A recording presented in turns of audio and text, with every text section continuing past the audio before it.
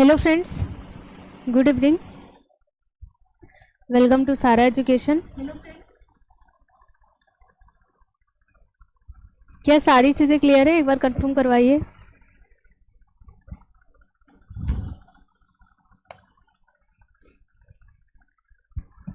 सभी को good evening.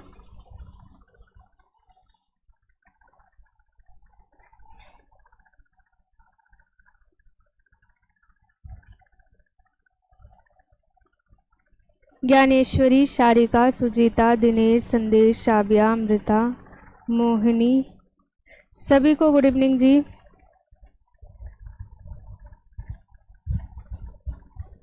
क्या सारी चीज़ें क्लियर हैं? वॉइस वगैरह सब क्लियर है? आज की क्लास में भी 50 क्वेश्चन का सीरीज है, तो जल्दी जल्दी से आप सभी लोग आंसर दीजिएगा। पहले तो ये कंफर्म करवाइए क्या सारी चीज़ें क्लियर हैं?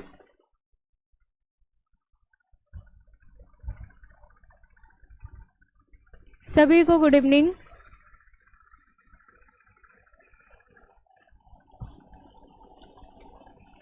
ओके,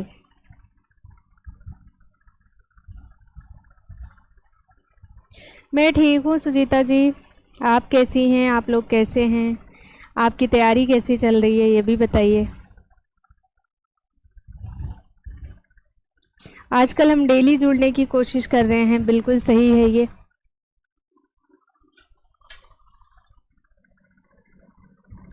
चलिए स्टार्ट करते हैं अपना क्वेश्चन।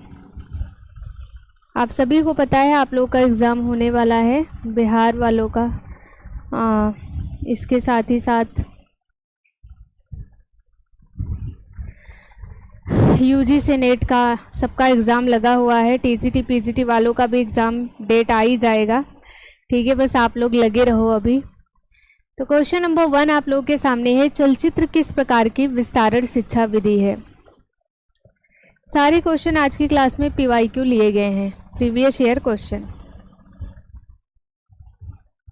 50 क्वेश्चन आज हम सॉल्व करेंगे और फिर कल मिलेंगे 7 PM पर। ठीक है,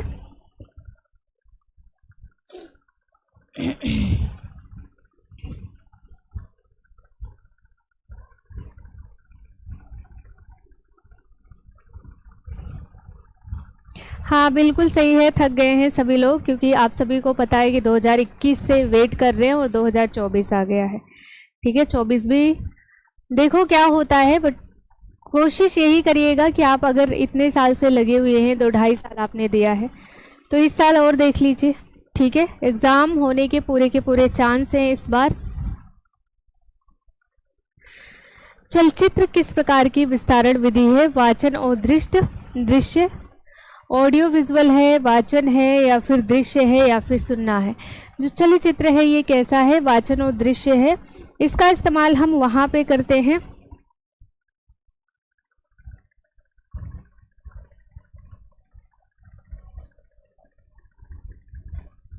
ओके, बहुत बढ़िया सुजीता जी। कभी भी देखिए इन सारी चीज़ों में कुछ भी हो सकता है, ऐसा कुछ कह नहीं सकते हैं। आप नॉर्मल के लिए रेडी होते हैं, बट कभी कभार ऐसा भी हो जाता है। बट दोनों लोग अच्छे रहें, स्वस्थ रहें। अब देखिए चलचित्र किस प्रकार की विस्तारण शिक्षा विधि है? तो वाचन और दृश्य में है। ठीक है, मतलब ऑडियो विजुअल।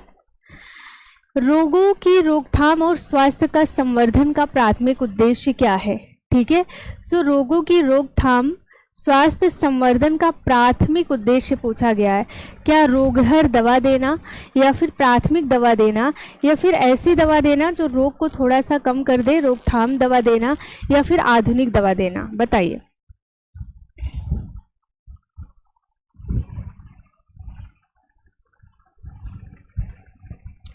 तो रोगों की रोकथाम और स्वास्थ्य संवर्धन का प्राथमिक उद्देश्य क्या होता है? रोकथाम वाली दवा देना। कैसी दवा देना? रोकथाम वाली दवा या फिर रोकथाम दवा। काली खांसी किससे होती है? आपको बताना है। क्या एन मेनिंजाइटिस की वजह से होती है, एम निमोनिया की वजह से, एस पायोजीन्स की वजह से, बी पार्टूसिस की वजह से होती है काली खांसी?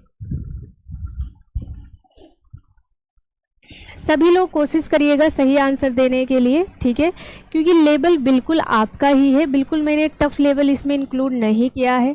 ऐसा बिल्कुल नहीं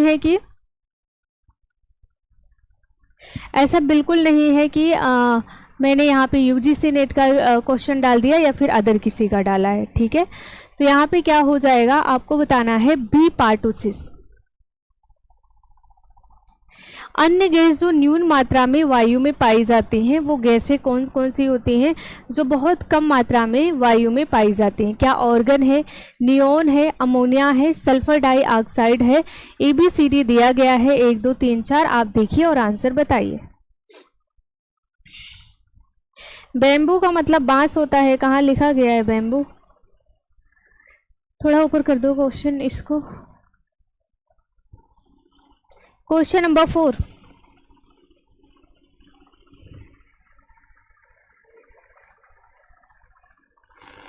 थोड़ा सा ऊपर, नहीं थोड़ा सा ऊपर,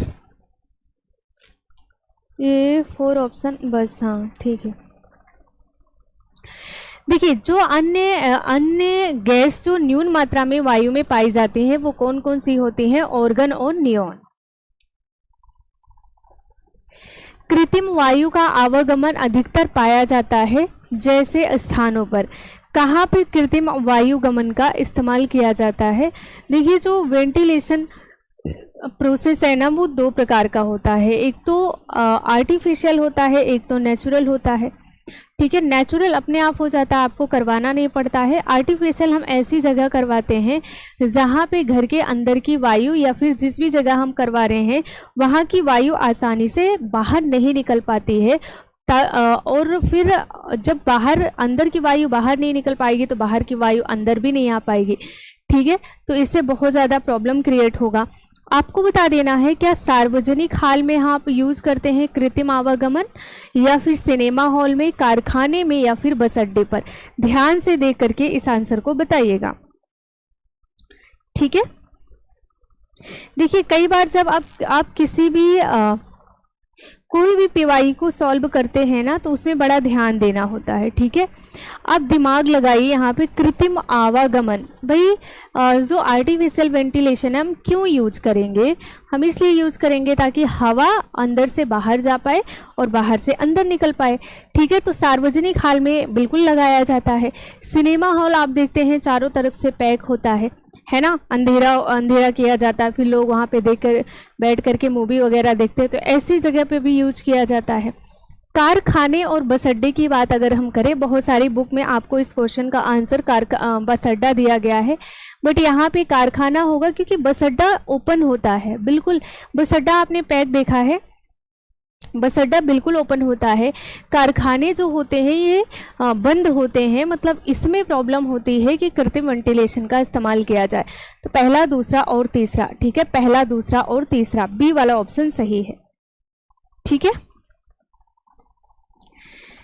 EPA को विस्तारित करें, क्या है? एसेंशियल पेंटानाइक अम्ल, या फिर इकोसैप्लामिटिक अम्ल, इकोसैप्नेंटोनिक अम्ल, इकोसैप्नेंटाइनिक एंटीऑक्सीडेंट। अब देखिए आपने कहाँ इसको पढ़ा है, किसी को समझ आ रहा है कि आपने इस चीज़ को कहाँ पढ़ा है? तो बिल्कुल समझ आ रहा होगा, जब आपने फैट का चैप्टर पढ़ा, आपने जब फैटी एसिड पढ़ा, ठीक है, फैटी एसिड पढ़ा, तो फैटी एसिड आपने 2 प्रकार का, सैचुरेटेड और अनसैचुरेटेड पढ़ा। जब अनसैचुरेटेड पढ़ा तो ओमेगा आपने ओमेगा 3 पढ़ा और ओमेगा 6 पढ़ा। जब ओमेगा 6 पढ़ा तो आपने 2 प्रकार पढ़ा यहाँ पे, ठीक है। यहाँ पे इसी में से जो ओमेगा 3 और 6 है, यहाँ से ये क्वेश्चन आपसे पूछा गया है, ठीक है। मुफा, पुफा, ओमेगा 3, ओमेगा 6 अगर आपने पढ़ा है तो इन सारी चीज़ों को आपने पढ़ा है, ठीक है।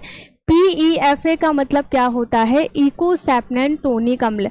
और ये अम्ल क्या होता है, कौन सा अम्ल है? तो ये एक फैटी एसिड होता है, ठीक है। ये कैसा है तो आपको बता देना है, फैटी एसिड है। स्तन दूध का छात्र कैसीन अनुपात आरंभिक स्तनपान में कितना होता है? क्या 60:40 होता है, या फिर 18:82, 80:20, या फिर 90:10?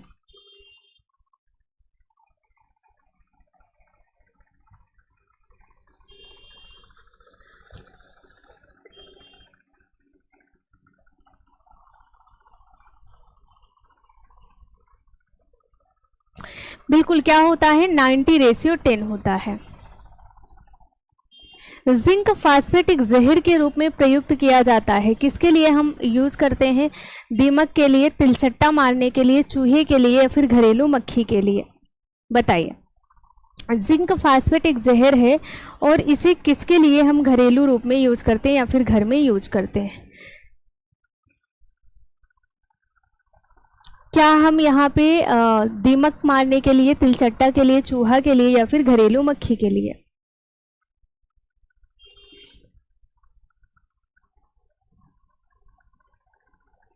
ठीक है, बहुत अच्छा। तो हम इसे यूज करते हैं चूहे के लिए। 6 वर्ष से कम आयु के बालक, गर्भवती और स्तनपान कराने वाली माताएं, किशोरी लड़कियां लाभार्थी हैं। किस योजना की लाभार्थी हैं? क्या मध्याह्न भोजन कार्यक्रम, जिसे आप MDM कहते हैं, मिड डे मील योजना कहते हैं आप, ठीक है। और अगला दिया है बालवाड़ी भोजन कार्यक्रम, या फिर एकीकृत बाल विकास सेवा योजना, ठीक है, ICDS जिसे आप कहते हैं, या फिर जवाहर रोजगार योजना। क्या है ये सारी योजनाएं आप कहाँ पढ़ते हैं? ये 2 योजना तो आप न्यूट्रिशन साइंस में पढ़ते हैं, फिर ये तीनों योजनाएं आप कहाँ पढ़ते हैं? एक्सटेंशन एजुकेशन में भी पढ़ते हैं, ठीक है। तो हमारी जो 6 वर्ष से कम उम्र के बालक होते हैं, जो गर्भवती माताएं होती हैं, जो स्तनपान कराने वाली महिलाएं होती हैं, उनको किस कार्यक्रम का लाभ मिलता है? एकीकृत बाल विकास सेवा योजना का, मतलब ICDS का, इंटीग्रेटेड चाइल्ड डेवलपमेंट स्कीम का, ठीक है। एक बालक चलने दौड़ने जैसी गतिविधियों पर के दौरान नियंत्रण पाता है कब? क्या 1 या 2 वर्ष में? नियंत्रण पाने की बात करी गई है, एक बार इसको भी आप ध्यान से देखेंगे, ठीक है। जितने भी ऑप्शन लिखे होते हैं इनको आपको ध्यान से देखना होता है।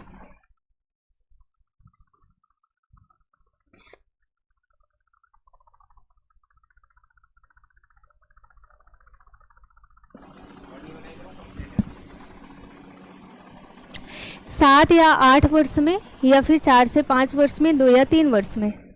ध्यान से देखकर बताइएगा।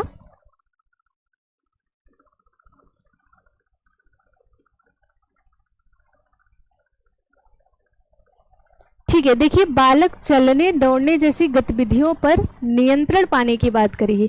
1-2 वर्ष में तो बच्चा चलना दौड़ना सीखते हैं धीरे धीरे, है ना, गिरते हैं फिर उठते हैं फिर सीखते हैं। 7-8 वर्ष में बहुत ज़्यादा हो गया, 4 से 5 वर्ष भी ज़्यादा हो गया, ठीक है या ठीक है?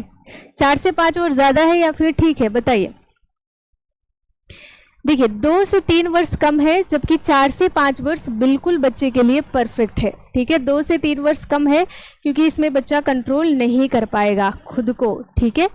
2 से 3 वर्ष, भाई 2 वर्ष का बच्चा नियंत्रण थोड़ी ना पा लेता है, वो अभी सीढ़ियाँ चढ़ना सीखता है, चलना सीखता है, ठीक है, दौड़ना सीखता है, बिल्कुल प्रॉपर तरीके से वो कंट्रोल नहीं पा लेता है। 4 से 5 वर्ष के बच्चे बिल्कुल परफेक्ट हो जाते हैं, चलते भी हैं दौड़ते भी हैं, ठीक है। तो तीसरा ऑप्शन करेक्ट है, मतलब सी वाला ऑप्शन करेक्ट है।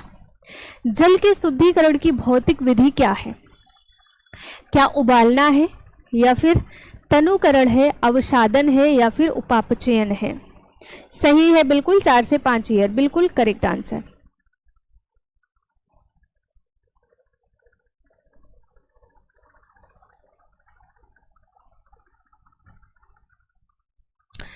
जल के शुद्धिकरण की भौतिक विधि जो है वो है उबालना, बॉयल करना और छानना, फिर आप इसको यूज करते हैं। ग्रेनुलोसाइट क्या है बताइए? क्या ये न्यूट्रोफिल होता है, या फिर इसिनोफिल्स होता है, या फिर बेसोफिल्स होता है, या फिर सभी है?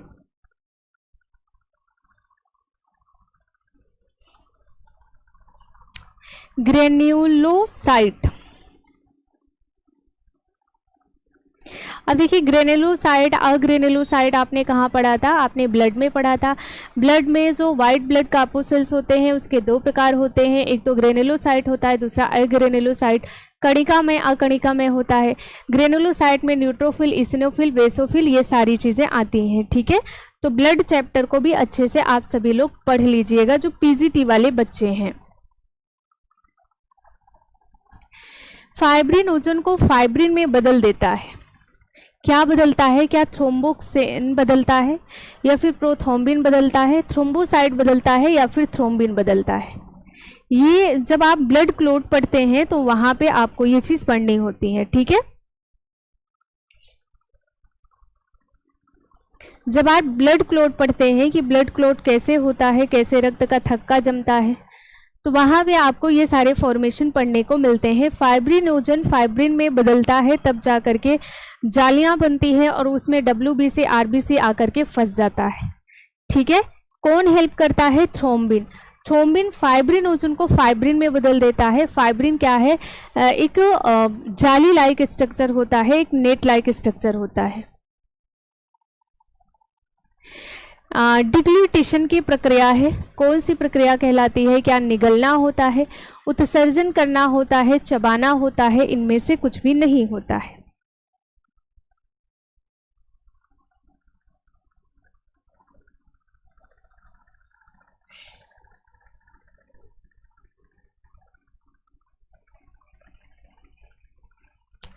ठीक है।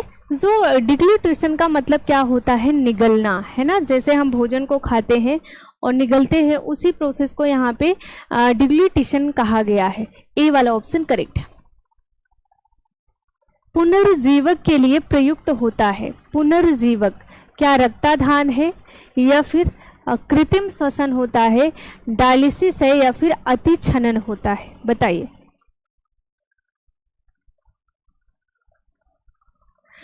पुनर्जीवक के लिए प्रयुक्त है क्या?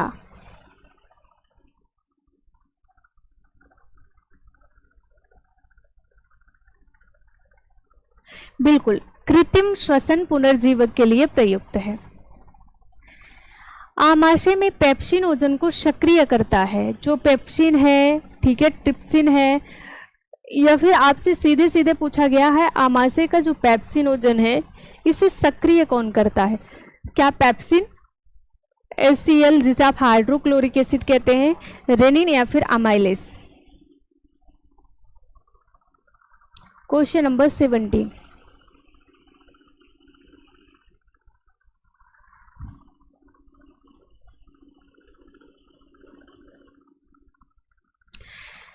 पेप्सिन ओजन को सक्रिय करता है HCl, ठीक है, हाइड्रोक्लोरिक एसिड हम इसे कहते हैं।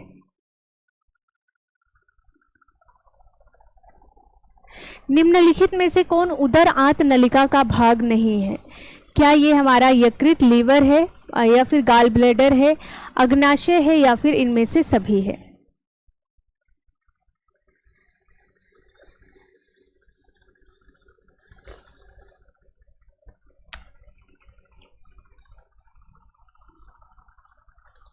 निम्नलिखित में से कौन उदर आंत नलिका का भाग नहीं है? तो उदर आंत नलिका का कोई भाग नहीं है। हमारा यकृत अलग है, पित्ताशय अलग है, अग्नाशय अलग है, ये सारी चीजें अलग अलग ऑर्गन है हमारी बॉडी के, ठीक है। तो ये उदर आंत नलिका का भाग नहीं है।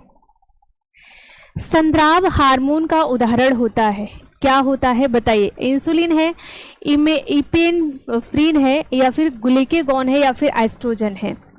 संद्राव हार्मोन या फिर आपसे पूछा जाए सीधे सीधे सेक्स हार्मोन, इनमें से कौन सा है? अब बताइए।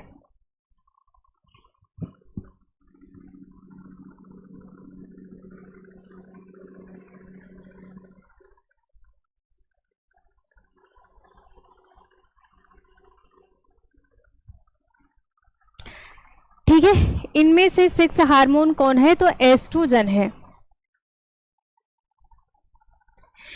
स्पर्मेटिड से शुक्राणु में परिवर्तन की प्रक्रिया कहलाती है। क्या शुक्राणु सर्जन कहलाता है, शुक्राणु है या फिर स्पर्मिएशन है या फिर स्पर्मोजेनेसिस? बताइए। जैसे फीमेल में ओजेनेसिस होता है ना, एग का निकलना, ओजेनेसिस कहलाता है, वैसे मेल में स्पर्मियोजेनेसिस होता है, ठीक है। ये चीज़ ध्यान रखिएगा।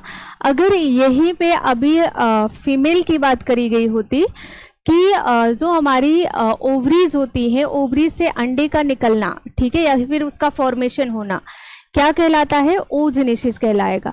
वैसे ही स्पर्मेटिस से शुक्राणु में परिवर्तन की प्रक्रिया स्पर्मजेनेसिस कहलाता है, ठीक है। अच्छा, ये सारे शब्द आपको मुझे लगता है पीजीटी लेवल में आपको नहीं मिलता है। ये सारी चीज़ें आप 11-12 का एनसीईआरटी पढ़िए ना, वहाँ पे प्रॉपर तरीके से आपको ये सारे शब्द देखने को मिलेंगे। एक शुक्राणु कोशिकाओं से शुक्राणु बनते हैं। कितने शुक्राणु बनते हैं? 8, 5, 4 या फिर 1। एक शुक्राणु कोशिका से कितने शुक्राणु बनते हैं?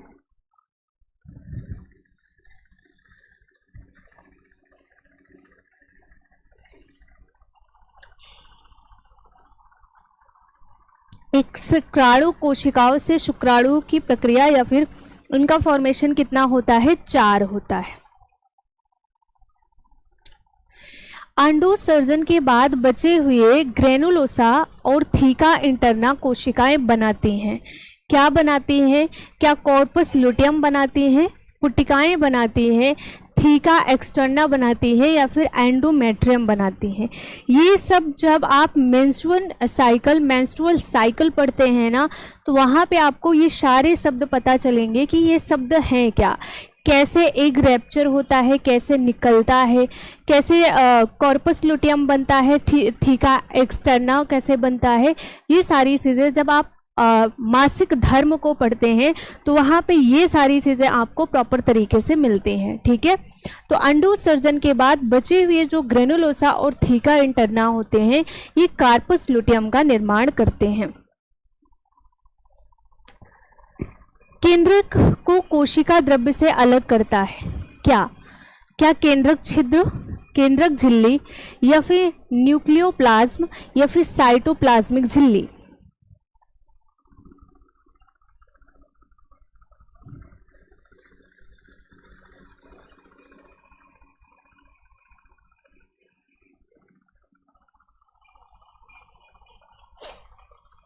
केंद्रक को कोशिका द्रव्य से अलग क्या करता है? केंद्रक झिल्ली करता है। ठीक है, जो केंद्रक झिल्ली होती है यही केंद्रक को कोशिका द्रव्य से अलग करती है। कोशिका में प्रोटीन संश्लेषण करता है कौन? क्या पेराक्सीसोम करता है या फिर राइबोसोम करता है, केंद्रक करता है या फिर पुटिकाएं करती हैं?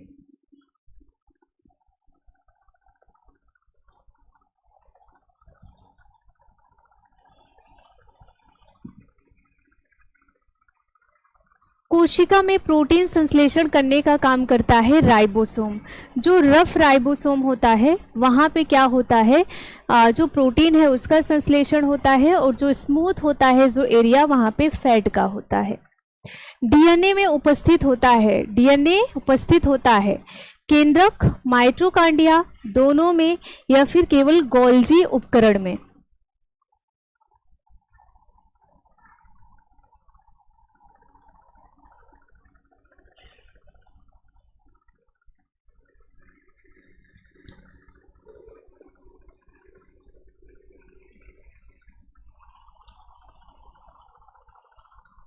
देखिए, जो डीएनए है वो केंद्रक में भी होता है, माइटोकॉन्ड्रिया में, तो दोनों में प्रेजेंट होता है डीएनए। लार में पानी की मात्रा कितने परसेंट होती है? पहला दिया गया है 96.9%, 43.7%, 99.27% या फिर 45%। ठीक है, चलिए बताइए।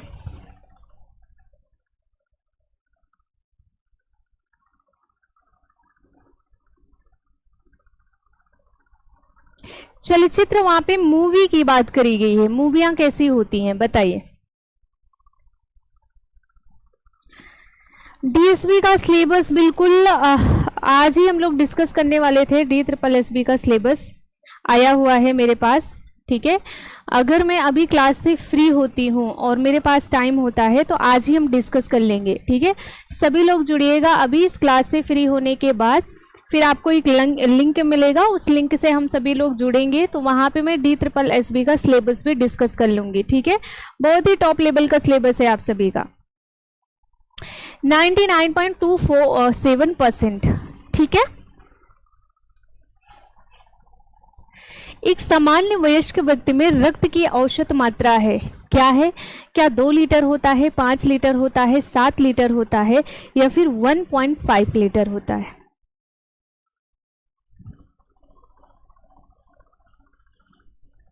ओके, फर्स्ट का भी देखते हैं,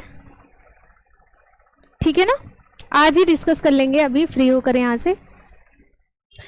देखिए, एक सामान्य वयस्क व्यक्ति में रक्त की जो औसत मात्रा होती है वो 5 लीटर होती है, ठीक है? लगभग 5 से 5.5 लीटर जो ब्लड है वो हमारे बॉडी में पाया जाता है।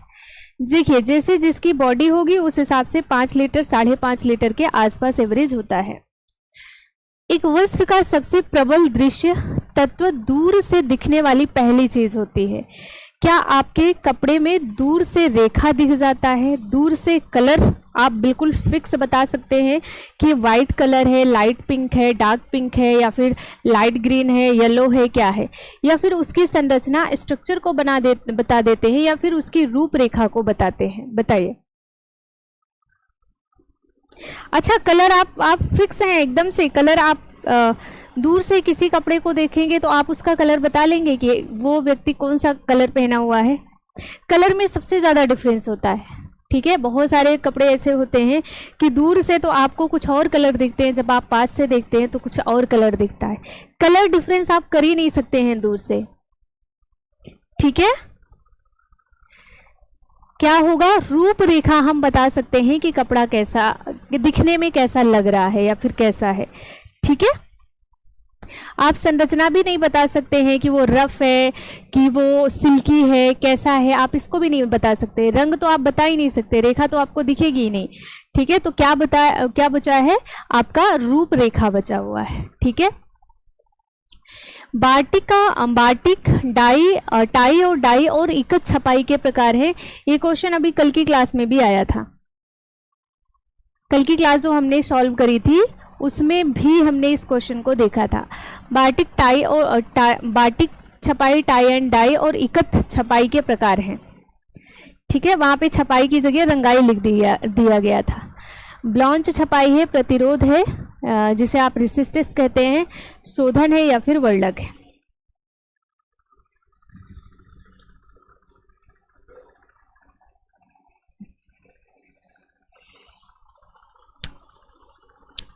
क्वेश्चन नंबर दिख तो रहा है भाई? अच्छा बताइए, सही से बताइएगा आप लोग, कितने लोगों को आपको क्वेश्चन नंबर दिख ही नहीं रहा है? देखिए 29 चल रहा है ना, क्वेश्चन नंबर 29। ये कैसा है? तो ये प्रतिरोध छपाई होता है, ठीक है? सभी लोग बताइए, क्या आपको क्वेश्चन नंबर विजुअल है या नहीं है? अच्छा, अब दिखा। देखिए सबसे ऊपर क्वेश्चन नंबर ही लिखा गया है।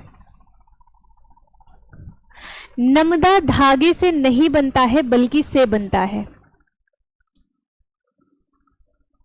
नमदा किससे बनता है आपको ये बताना है। क्या रेसे से बनता है या फिर फीते से, साटिन से या फिर संजाप से? ओके, दिख रहा है, बहुत बढ़िया।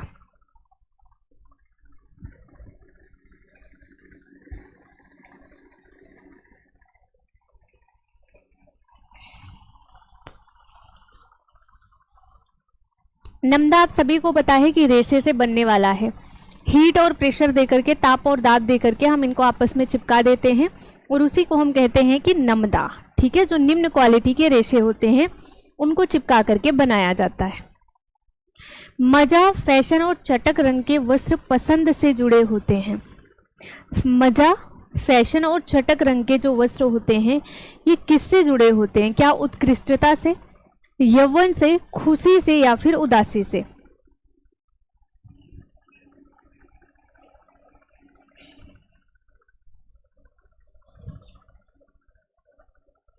बहुत बढ़िया। देखिए यहाँ पे हम अच्छे कलर का कपड़ा या फिर चटक रंगों का कपड़ा, बिल्कुल चटकीला भटकीला, तभी हम पहनते हैं जब बहुत खुशी का माहौल हो, है ना? जैसे शादी ब्याह हो, फंक्शन हो कोई, तो वहां पे हम इन सारी चीजों को पहनते हैं। एक एजेंसी जो बड़ी संख्या में लोगों और अन्वेषण कार्य करने वालों के बीच खाई को पाटने हेतु वांछित है, क्या है? क्या ये विस्तारण कहलाएगा? विस्तारण का मतलब एक्सटेंशन एजुकेशन से लेकर के चलिएगा आप, ठीक है? अगला है क्या ग्राम पंचायत कहलाता है, विद्यालय है, सामाजिक समूह है। ठीक है, बिल्कुल बिल्कुल।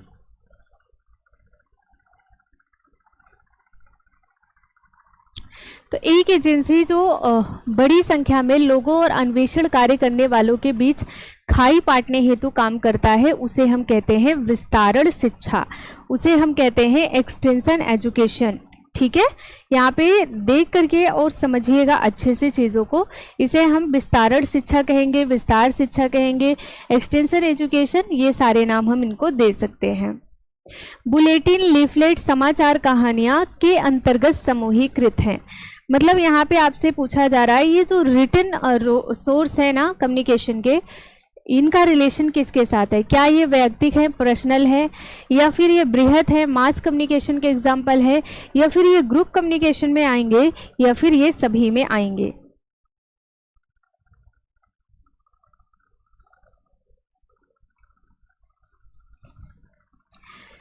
बुलेटिन, लीफलेट, समाचार कहानियां,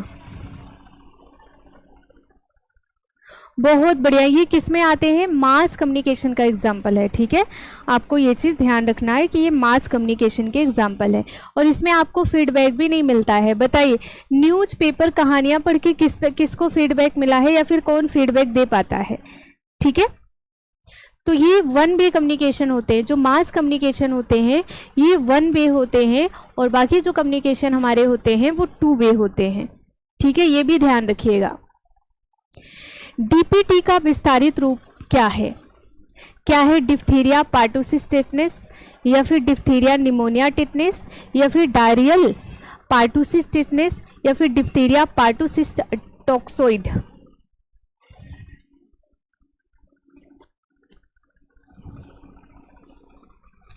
डीपीटी को विस्तारित करना है आपको।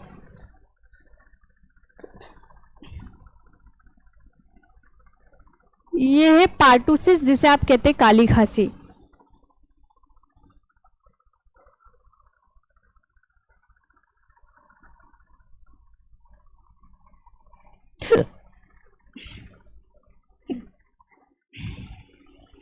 Good evening.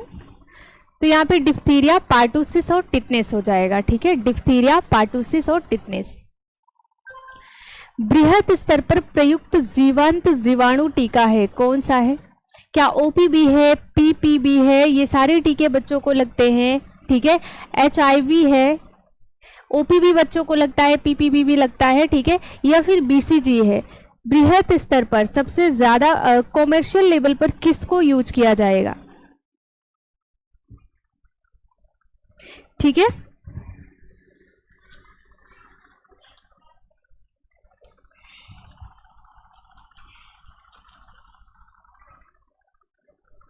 बृहत स्तर पर जो जीवाणु जीवाणु टीका है वो है बीसीजी, है ना। बच्चे पैदा होते हैं जब, तो 24 घंटे के अंदर इनको बीसीजी का टीका दिया जाता है।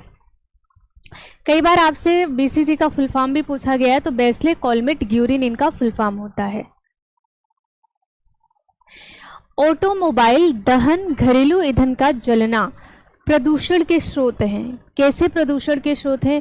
जल है, मृदा है, वायु है, या फिर ध्वनि?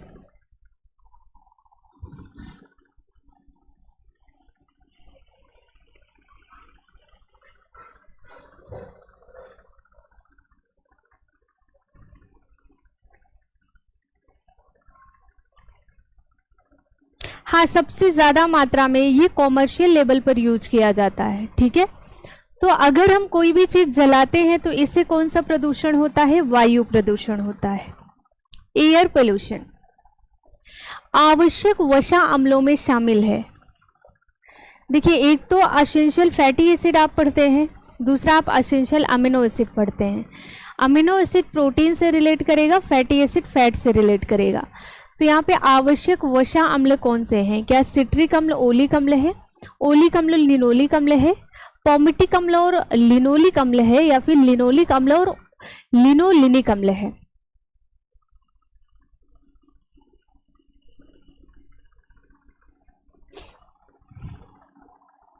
देखिए, 3 ही एसेंशियल फैटी एसिड होते हैं। ठीक है, अब इसमें से आपको देख लेना है कि वो कौन से हैं। देखिए लिनोलिनिक और आर्किडोनिक, यही 3 एसेंशियल फैटी एसिड होते हैं।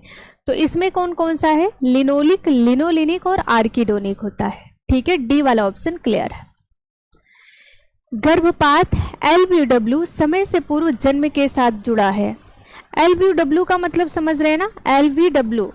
LVW इसका मतलब आप समझ रहे हैं क्या होता है?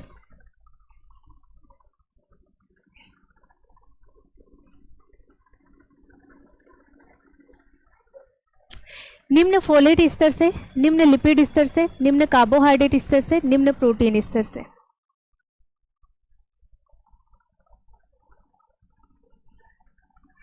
LVW का मतलब होता है लो बर्थ वेट। ठीक है, जो बच्चे 2.5 kg से कम के होते हैं जब उनका जन्म होता है तो उसे हम लो बर्थ वेट बच्चा कहते हैं। ठीक है, ये चीज़ ध्यान रखिएगा। जो बच्चे 2.5 किलो से कम होते हैं, अपने यहाँ का जो रेशियो है, जो एक हेल्दी बेबी माना गया है, वो है 2.5 से 3 kg का होना चाहिए। अगर 2.5 kg से कम का हमारा बच्चा जन्म ले रहा है वजन में, तो उसे लो बर्थ वेट का में काउंट किया जाएगा। तो लो बर्थ वेट या फिर गर्भपात या फिर समय से पूर्व जन्मे बच्चे जो है वो निम्न फोलेट स्तर में काउंट किए जाते हैं। नवजात के भोजन में जोड़ा गया ठोस भोजन कहलाता है क्या? वीकोस्ट है, वेमीन है, मृदु भोजन है या फिर बिस्किट है? हम बच्चों को देना शुरू करते हैं कब? तो आपको बता देना है कि ये देना हम शुरू करते हैं जब हमारे बच्चे लगभग 6 मंथ के हो जाते हैं, तब हम उन्हें वीकोस्ट देना शुरू करते हैं। ठीक है, तो ये जो नवजात के भोजन में जोड़ा गया ठोस भोजन होता है, जैसे बिस्किट वगैरह, ये सारी चीज़ें देना, तो ये सारी चीज़ें क्या कहलाती हैं? बी कोस्ट में काउंट की जाती हैं। जैसे दाल में रोटी का छिलका मिला करके देना, बिल्कुल चावल को पतला बना करके देना, है ना, हल्की सी पतली खिचड़ी थोड़ा सा बच्चों को खिलाना, साबूदाने की खिचड़ी खिलाना, ये सारी चीज़ें। सिंक सीमेंट फर्श से दाग हटाने में प्रयुक्त होता है। ऑक्जेलिक अम्ल, सिरका, अमोनिया या फिर ब्लीच?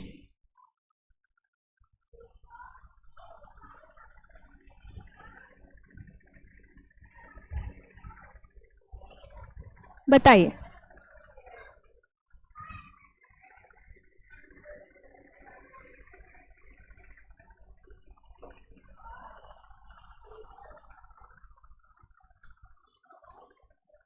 जो सिंक सीमेंट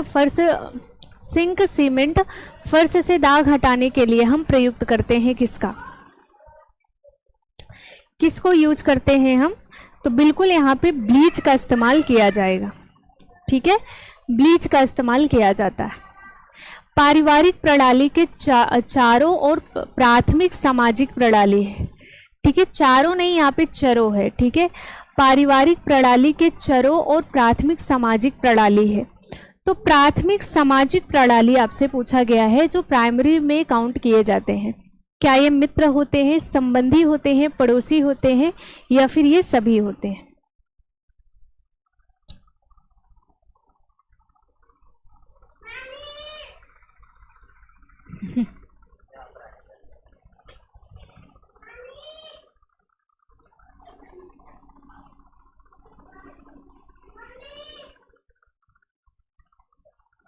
चलिए, अब देखिए पूछा गया है जो प्राथमिक सामाजिक प्रणाली में मित्र भी आते हैं, ठीक है, संबंधी भी आते हैं, पड़ोसी भी आते हैं, ये सभी, ठीक है, आपके परिवार, आपके भाई बहन, ये सारे लोग जो होते हैं वो प्राइमरी में आते हैं। ठीक है, अगला है शिशु अवस्था में अधिकांश भार में वृद्धि बढ़ता है। ठीक है, जो शिशु अवस्था है इसमें अधिकांश भार जो है वो बढ़ता है। कैसे बढ़ता है?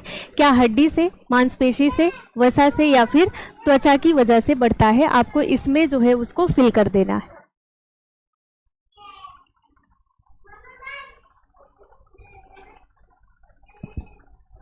अच्छा, आप लोगों को आवाज आ गई क्या? ठीक है, देखिए जो बच्चों का अधिकांश भार जो बढ़ता है ना, ये भार किसकी वजह से बढ़ता है? हड्डी की वजह से नहीं बढ़ता। बच्चों की हड्डियां बहुत ही ज़्यादा सॉफ्ट होती हैं। आप सभी को पता है कि जब बच्चों का बर्थ होता है ना, तो उनकी हड्डियां ना बिल्कुल सॉफ्ट होती हैं। अगर आप थोड़ा सा भी उनको इस तरीके से उल्टा देंगे या फिर कुछ भी पकड़ने में थोड़ी सी भी प्रॉब्लम हो गई तो उनकी हड्डियां टूट जाएंगी। मांसपेशियां भी नहीं होती। फैट, जैसे जैसे बच्चे में वसा गेन करेगा वैसे वैसे क्या होगा, उसका जो वजन है वो बढ़ता जाएगा। ठीक है। गलसुआ चेचक फेफड़े का क्षय रोग के उदाहरण है। अभी हमारे परिवार में काफ़ी ज़्यादा प्रोग्राम चल रहे हैं। ठीक है। तो इस वजह से बहुत सारे बच्चे आए हुए हैं घर में। तो बच्चे जो हैं वो आप जानते ही हैं, उनको कितना भी समझा दो बट वो आवाज़ करते ही रहते हैं।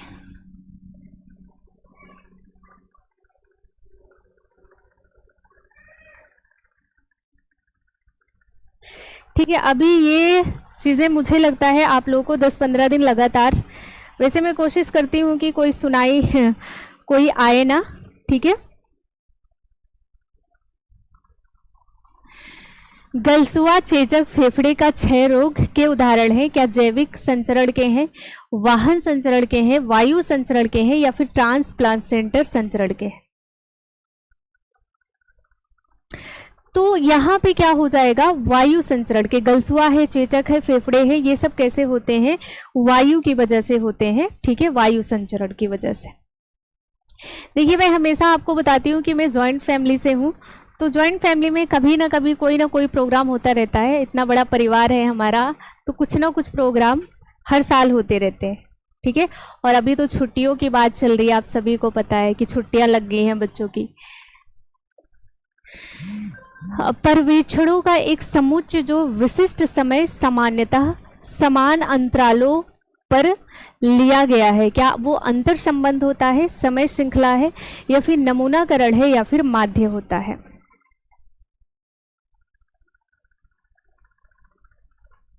हाँ, स्किन पर ब्लीच किया जाता है, बिल्कुल किया जाता है, लेकिन सबका ब्लीच अलग होता है। कपड़े पर ब्लीच लगाया जाता है वो अलग है, स्किन वाला अलग होता है, दाग धब्बे हटाने वाला अलग होता है।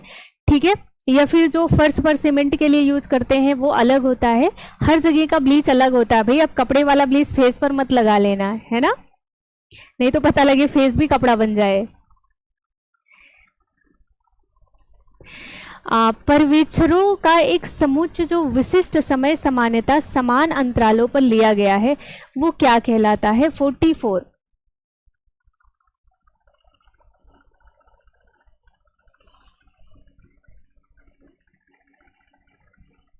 क्या होता है तो आपको बताना है, समय श्रृंखला कहलाती है। थ्रोम्बोसाइट्स को भी कहते हैं, क्या कहते हैं हम थ्रोम्बोसाइट को? लिम्फोसाइट कहते हैं, WBC कहते हैं, RBC कहते हैं या फिर इसे हम प्लेटलेट्स कहेंगे, क्या कहेंगे?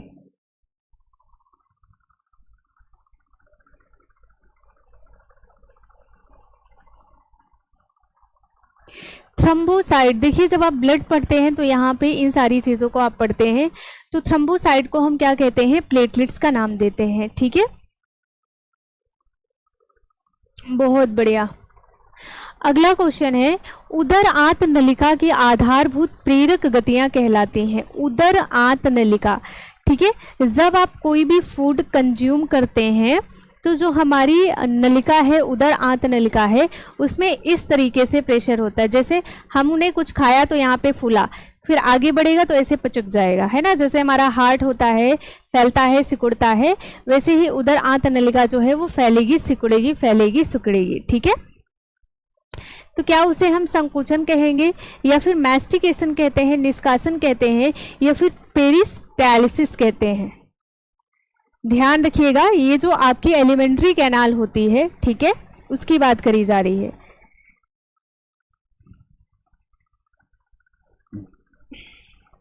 बस ये लास्ट चल रहा है, ठीक है। 40 क्वेश्चन ही करवाऊंगी आज मैं, उसके बाद हम DSSB सिलेबस को देखेंगे आज की क्लास में ही।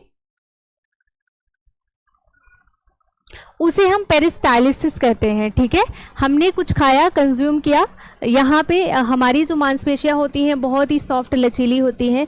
जैसे हम कुछ खाते हैं, च्यू करते हैं, अंदर गटकते हैं, तो यहाँ पे क्या होगा, फूल जाएगा। ठीक है, फिर ये आगे बढ़ेगा तो ये वाला एरिया पचक जाएगा, ये वाला फूलेगा, फिर ये आगे बढ़ेगा, नीचे वाला एरिया फूलेगा, पचकेगा। ठीक है, इस तरीके से जो प्रोसेस होता है उसे हम पेरिस्टालिसिस कहेंगे। ठीक है, इस प्रोसेस को आप मैस्टिकेशन नहीं कह सकते। मैस्टिकेशन का मतलब होता है चबाना, ठीक है, च्यू करना मैस्टिकेशन कहलाता है। शरीर में ऊतक ऑक्सीजन मध्यवर्ती के रूप में कार्य करता है।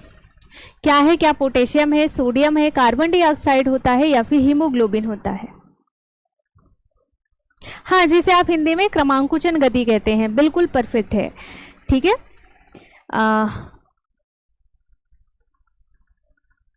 क्रमांकुचन गति ही इसे हम हिंदी में कहते हैं, ठीक है। शरीर में ऊतक ऑक्सीजन मध्यवर्ती के रूप में कार्य करता है कौन? हीमोग्लोबिन।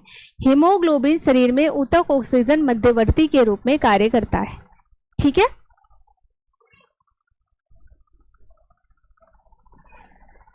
भोजन का चबाया जाना कहलाता है, बताइए क्या कहलाता है? पाचन कहलाता है, ठीक है, पीसना कहलाता है, मैस्टिकेशन कहलाता है, इनमें से कोई नहीं। यहाँ पे जो हम दांतों के थ्रू च्यू कर रहे हैं ना, उस प्रोसेस को आप क्या कहते हैं, वो चीज पूछा गया आपसे।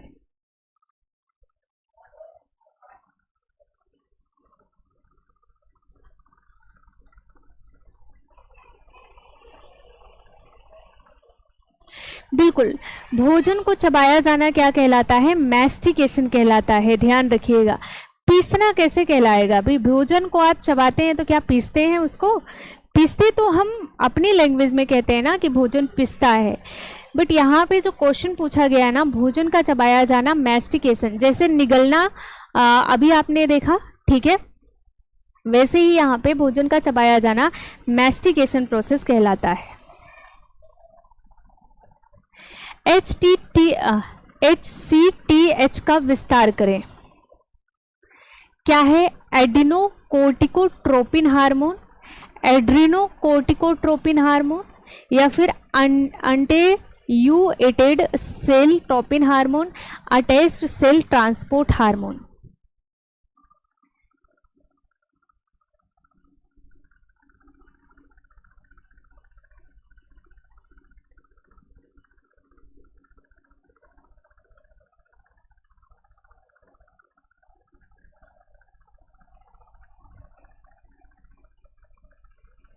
क्या कहलाएगा?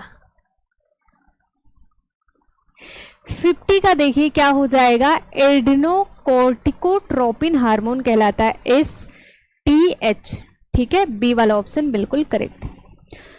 तो अभी मिलेंगे आपको, एक लिंक मिलेगा जिसमें हम सिलेबस डिस्कस करेंगे DSSB का, और उसके बाद कल हम फिर से मिलेंगे आप लोगों के साथ 7 PM पर इसके आगे के क्वेश्चन के साथ। लेबल बिल्कुल आपका ही रहेगा, लेबल बिल्कुल टफ नहीं किया जाएगा। यहाँ पे UGC नेट का लेबल बिल्कुल नहीं रखा जाएगा। और UGC नेट का क्वेश्चन अगर आपको सॉल्व करना है तो मैं लाइव आती हूँ 3:30 पर अनअकैडमी पर, वहाँ पे आप मेरे से लाइव जुड़ सकते हैं, क्वेश्चन को सॉल्व कर सकते हैं। Okay, thank you.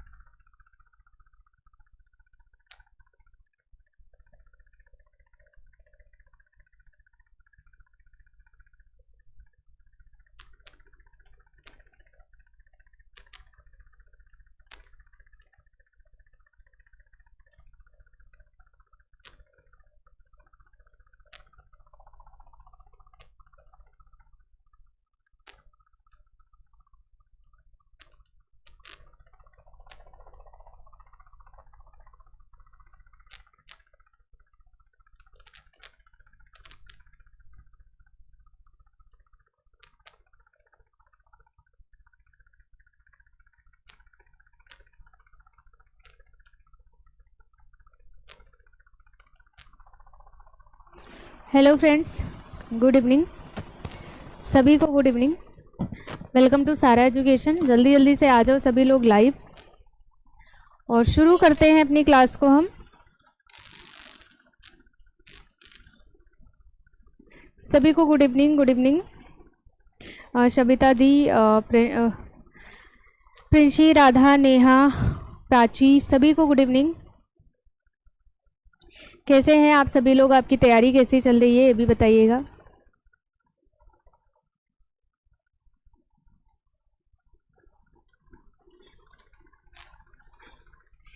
चलिए शुरू करते हैं अपनी क्लास को, बिल्कुल टाइम वेस्ट नहीं करेंगे, ठीक है। कल क्लास नहीं हो पाई थी, हमारे यहाँ पे थोड़ा सा नेट प्रॉब्लम चल रहा है, थोड़ा सर्वर डाउन चल रहा है अभी आजकल, पता नहीं क्या रीज़न है, बट ऐसी प्रॉब्लम है। चलिए शुरू करते हैं। क्वेश्चन नंबर 1, इसके पहले वाला हमने देख लिया है, यहाँ से हमें देखना है, ठीक है। क्या सारी चीज़ें बिल्कुल क्लियर हैं? एक बार आप लोग कंफर्म करवा दीजिए। नमस्ते सभी को, बिल्कुल जल्दी जल्दी से जुड़ जाओ सभी लोग।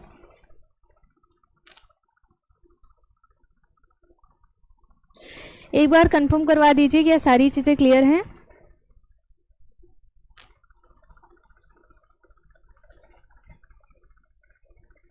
Okay, good evening. यस, ठीक है। इसके पहले वाला क्वेश्चन हम सॉल्व कर चुके हैं, तो यहाँ से हमें क्वेश्चन सॉल्व करना है। मोटापा किसकी अधिकता से होता है? प्रोटीन, कैलोरीज, वसा या फिर vitamin? Obesity is केस्ड bye access of what? क्या आप ज़्यादा खाएंगे तो आपको होगा? ऑडियो वीडियो क्लियर है, ठीक है। देखिए, जब भी हम मोटापा की बात करते हैं तो मोटापा दो ही रीजन से होता है, या तो फैट की मात्रा ज़्यादा हो या फिर कार्बोहाइड्रेट की मात्रा ज़्यादा हो, ठीक है। प्रोटीन से मोटापा होता नहीं है, ठीक है। कैलोरीज, वसा एंड विटामिन, यहाँ पे दोनों चीज़ें लिखी गई हैं, तो कैलोरीज आप ज़्यादा लोगे तब होगा या फिर फैट आप ज़्यादा लोगे तब होगा, ठीक है। बताइए क्वेश्चन का आंसर। देखिए यहाँ पे दोनों चीज़ें लिखी गई हैं, तो सबसे ज़्यादा मोटापा का जो कारण होता है वो फैट होता है, फैट से सबसे ज़्यादा मोटापा होता है, ठीक है। अगला है, उच्च रक्तचाप एक जोखिम कारक है, किससे रिलेट करता है ये? क्या आरएनए से रिलेट करता है, सीएचडी से, डीएनए या फिर पीईएम? फटाफट आंसर बताते चलिएगा। गुड इवनिंग सभी को।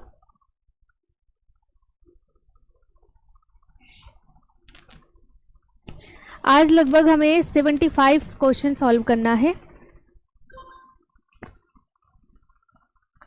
ठीक है ना। तो 75 क्वेश्चन हम सॉल्व करेंगे, टारगेट यही है। देखिए, उच्च रक्तचाप का मतलब होता है सीएचडी, सीएचडी का मतलब होता है क्रोनिक हार्ट डिजीज, ठीक है। और क्रोनिक हार्ट डिजीज क्या है? यही उच्च रक्तचाप से रिलेट करता है, ठीक है।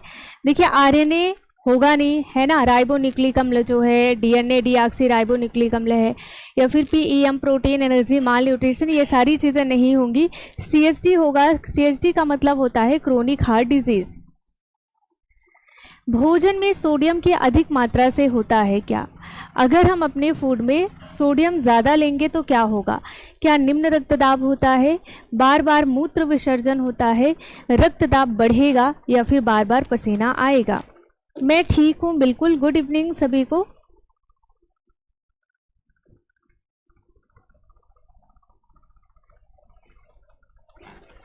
ठीक है, बताइए। देखिए, अगर हम भोजन में सोडियम ज़्यादा लेते हैं तो इससे क्या होता है? बीपी हाई होता है, जो ब्लड प्रेशर है वो बढ़ेगा। निम्न कैलोरी, निम्न वसा, निम्न सोडियम सामान्य प्रोटीन के साथ प्रस्तावित किया जाता है, किसमें हम देते हैं? क्या हम इसे मधुमेह में देते हैं या फिर पीलिया में देते हैं, उच्च रक्तचाप में देते हैं या फिर पेप्टिक अल्सर में देते हैं? ये आपसे डाइट पूछा गया है कि ये डाइट प्लान आप कब करेंगे।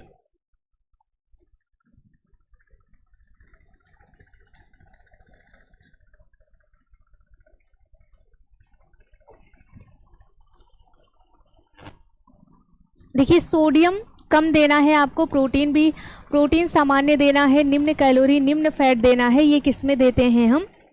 उच्च रक्तचाप में, ठीक है। उच्च रक्तचाप का मतलब क्या होता है? High blood pressure. डिब्बाबंदी से संबंधित कानून लागू हुआ था, कब आया था? 1965 में या फिर 1955 में, 1960 में, 1970 में?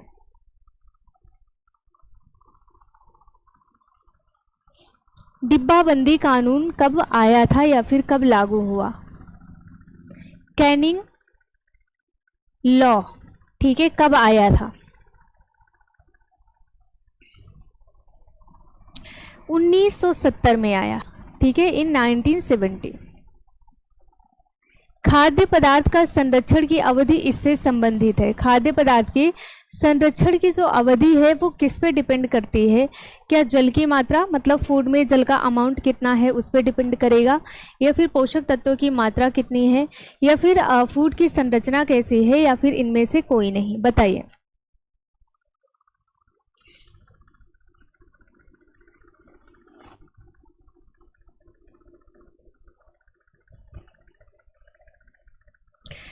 देखिए, वाटर का जिस तरीके से अमाउंट होता है, अगर पानी की मात्रा कम है फूड में तो फूड ज़्यादा दिन तक आप प्रिजर्व कर सकते हैं, और अगर पानी ज़्यादा होता है फूड में, जिस भी फूड में पानी का अमाउंट ज़्यादा है उस फूड को आप लंबे समय तक प्रिजर्व नहीं कर पाएंगे। तो जल की मात्रा पर डिपेंड करता है पदार्थ का संरक्षण। अगला क्वेश्चन है, आपको यहाँ पे मैच कर देना है चीज़ों को। सूची 1 में से सूची 2 को आपको मिलाना है। लिस्ट 1 दिया गया है, लिस्ट 1 को लिस्ट 2 से आपको मिलाना है। काली मिर्च, मिर्ची पाउडर, हल्दी, धनिया पाउडर। सूची 2 में दिया है पपीते का बीज, ईंट है, गाय का गोबर है, मेटेलिन येलो या फिर मेटेलिन पीला, येलो। ठीक है, बताइए, मिला करके जल्दी जल्दी से आंसर देते चलिए।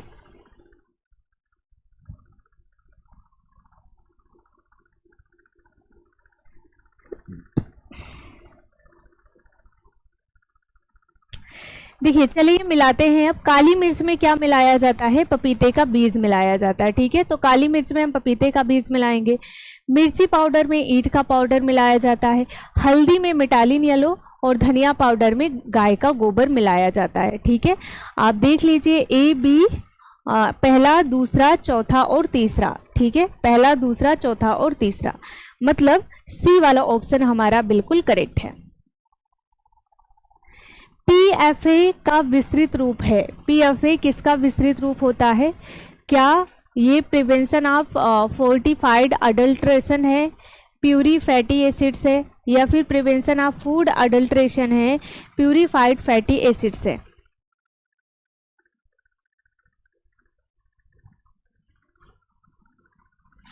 सारी चीज़ें बिल्कुल क्लियर हैं, आपको विजुअल है, वॉइस भी आ रही है बहुत अच्छे से, तो फटाफट आंसर दीजिए। लेवल आपका बिल्कुल बहुत ही इजी लेवल, जिस लेवल में आपका एग्जाम से क्वेश्चन पूछा जाएगा वही लेवल यहाँ पे रखा गया है।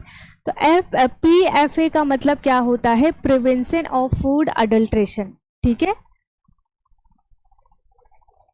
कच्चा माल या संसाधित माल पाते ही उसका उपयोग किया जाने की पद्धति कहलाती है। ये क्वेश्चन बहुत इजी है, बट इसका कॉन्सेप्ट आप क्लियर कब कर पाओगे? जब आप पढ़ोगे। यूजीसी नेट में कुछ चीज़ें हम पढ़ते हैं, फीफो एंड लिफो करके कुछ चीज़ों को पढ़ते हैं, तो वहाँ से उठाया गया है। क्वेश्चन तो बहुत इजी है, बट जिनका कॉन्सेप्ट क्लियर नहीं होगा वो इस क्वेश्चन को लेकर के थोड़ा सा डाउट क्रिएट कर सकते हैं। तो FI है, FIF है, FIFO है, FOFI है।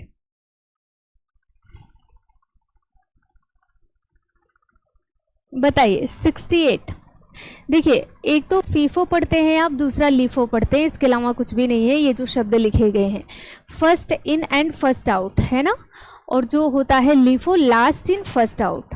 लास्ट प्रोडक्ट को हम इन करते हैं और फर्स्ट को निकालते हैं लिफो में, और फीफो में फर्स्ट को इन करते हैं और फर्स्ट को ही आउट करते हैं। ठीक है, जैसे जो हमारे ग्रीन वेजिटेबल्स वगैरह होते हैं, इनको हम रोज़ खरीदते हैं और रोज़ यूज करते हैं, और कुछ प्रोडक्ट ऐसे होते हैं जैसे दाल, चावल, ये सारी चीज़ें हैं, इन्हें पहले से खरीद के स्टोर तो कर लेते हैं हम, बट यूज बाद में करते हैं। ठीक है, तो यही दो कॉन्सेप्ट हैं इसके, फीफो एंड लिफो। फलों में उपस्थित तत्व जेली बनाने की विशेषता रखता है। इसमें से जेली बनने की क्वालिटी किस में होगी? क्या गम अरेबिक में होता है, पैक्टिन में होता है, स्टार्च में, या फिर शर्करा में? ठीक है, देखिए फीफो और लीफो होता है, चलिए एक्सप्लेन कर देती हूँ। फीफो है ये और ये है लीफो। ठीक है, फीफो का मतलब है फर्स्ट इन और फर्स्ट आउट। ठीक है, जो कुछ हमारे किचन में कुछ ऐसे प्रोडक्ट होते हैं जिनको हम तुरंत खरीद करके तुरंत यूज करते हैं, इनको स्टोर नहीं करते, जैसे ग्रीन वेजिटेबल्स वगैरह हो गए, मांस, मछली, पनीर, ये सारी चीज़ें हो गई। इनको अगर आप कोई भी बिजनेस कर रहे हो फूड से लेकर के, तो आप इन चीज़ों को खरीदते हैं और शाम तक यूज कर लेते हैं। तो इस मेथड को हम कहते हैं फर्स्ट इन फर्स्ट आउट। और जो दूसरा मेथड होता है हमारा लास्ट इन फर्स्ट आउट, ठीक है। हम लास्ट मतलब ऐसे प्रोडक्ट होते हैं जो हम खरीद तो पहले लेते हैं, जैसे जिन प्रोडक्ट को हम लंबे समय तक स्टोर कर सकते हैं, जैसे दाल चावल वगैरह चीज़ें होती हैं, इनको हम खरीद के स्टोर कर लेते हैं, और जो पहले लाया हुआ प्रोडक्ट होता है उनको हम यूज करते हैं, ठीक है। तो इसे हम कहते हैं लीफो। यहाँ पे पूछा गया है फलों में उपस्थित यह तत्व जेली बनाने की विशेषता रखता है। कौन से ऐसे तत्व हैं जिसमें जेली बनने की क्वालिटी होगी? क्या गम अरेबिक होता है, पैक्टिन है, स्टार्च है, या फिर शर्करा है?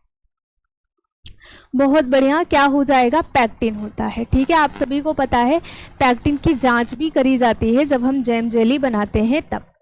वसा या पानी के बिना खाना बनाने की विधि कहलाती है, जिसमें ना तो आप वसा का इस्तेमाल करते हैं, मतलब ना तो आप फैट का इस्तेमाल करते हैं और ना ही आप वाटर का इस्तेमाल करते हैं। ऐसा मेथड कौन सा है?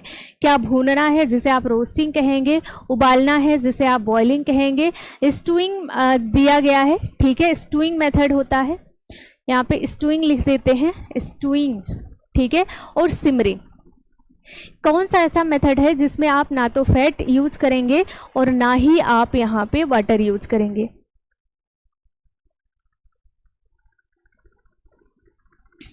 देखिए, जो हमारा भूनना होता है, रोस्ट करना होता है, इसमें आप डायरेक्ट पढ़ते हो, direct roast, indirect roast, pan roast, ठीक है, इस तरीके से आप पढ़ते हो। तो इसमें हम डायरेक्ट आग में चीज़ों को पकाते हैं या फिर पैन रोस्ट का इस्तेमाल करते हैं। उबालने में वाटर का इस्तेमाल, स्टूइंग में वाटर का इस्तेमाल, सिमरिंग में वाटर का इस्तेमाल किया जाता है, ठीक है। तो भूनने में ना तो हम फैट यूज कर रहे हैं और ना ही हम वाटर यूज कर रहे हैं। क्लोरोफिल इसके संपर्क से फियोफाइटिन में बदल जाता है। क्लोरोफिल जो जिससे हमारी पत्तियों का कलर हरा होता है, ठीक है, तो ये किसके संपर्क में आकर फियोफाइटिन में बदलेगा? क्या नींबू का रस, ठीक है, नींबू का रस, या फिर सोडियम बाइकार्बोनेट, सोडियम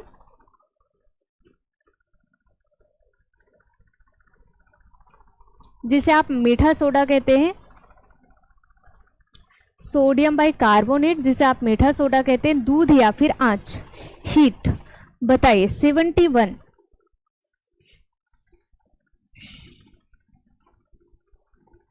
बहुत बढ़िया।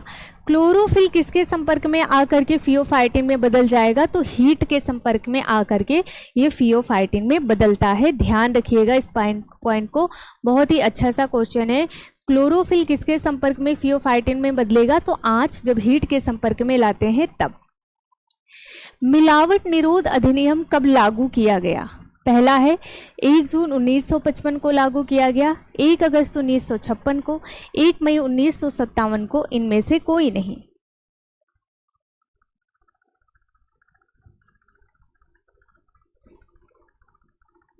ऐप पर क्लास चलती है ममता जी? बिल्कुल चलती है क्लास, सारी जगह की क्लासेस रेगुलर हैं, बट कभी कभी अगर कोई सर्वर इशू है, कोई नेट इशू है, या फिर अर्जेंट कोई वर्क हो गया, तब कभी कभार आपकी क्लास नहीं होती है। वो सबके साथ प्रॉब्लम क्रिएट होता है, ठीक है, नहीं तो रेगुलर क्लास चल रही है। मिलावट निरोध अधिनियम कब लागू किया गया? प्रिवेंशन ऑफ अडल्ट्रेशन एक्ट, ठीक है। 72 का आंसर बताना है आपको। अच्छा, नोटिफिकेशन नहीं आता है, एक बार कॉल या मैसेज कर लीजिएगा। हाँ, आज नहीं चला था, बिल्कुल सही है ये। देखिए क्या है, तो आपको बता देना है 1 जून 1955, ठीक है, 1 जून 1955 को लागू हुआ था। निम्नलिखित में से किस मिलावट के कारण अंधापन व हृदय संबंधी बीमारी होती है? क्या रोडामिन बी की वजह से, या फिर आर्जिमोन तेल खाने से, मेटालिन येलो खाने से जो कि हल्दी में मिलाया जाता है, या फिर खेसारी दाल के खाने से? कौन सी चीज़ों के खाने से अंधापन और हृदय संबंधी प्रॉब्लम क्रिएट होता है? ध्यान से देख करके ऐसे क्वेश्चन का आंसर आप सभी को बताना है।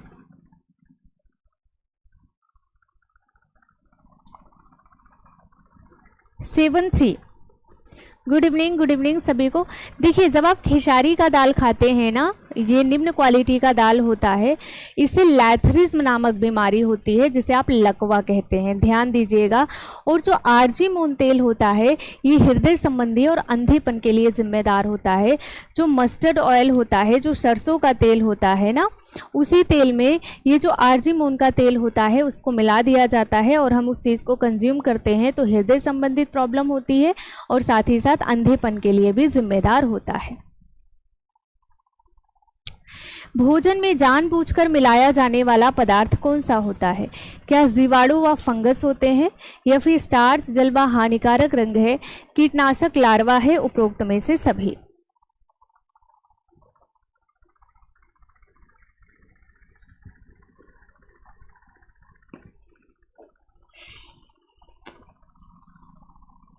भोजन में जानबूझकर क्या आप मिला सकते हैं? क्या आप जीवाणु व फंगस मिला पाएंगे, स्टार्च, जल व हानिकारक रंग, कीटनाशक, लार्वा, या फिर सभी?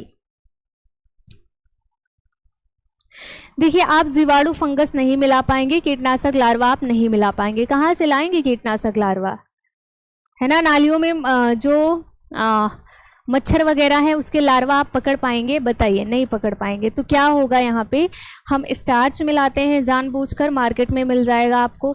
जल मिलाते हैं और हानिकारक कलर जो होते हैं उसको मिलाते हैं ताकि हमारा जो प्रोडक्ट है वो अच्छा दिखे, सुंदर दिखे, ठीक है, या फिर उसका अमाउंट ज़्यादा हो जाए, वो उसकी थिकनेस ज़्यादा हो जाए, इस तरीके से हम चीज़ों को मिलाते हैं। दूध में स्टार्च के मिलावट का परीक्षण होता है, किससे किया जाता है?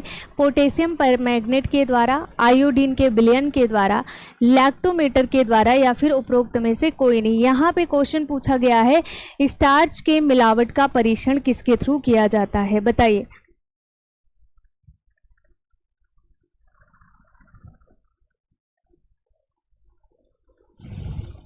बहुत बढ़िया, 75 का आंसर बताना है।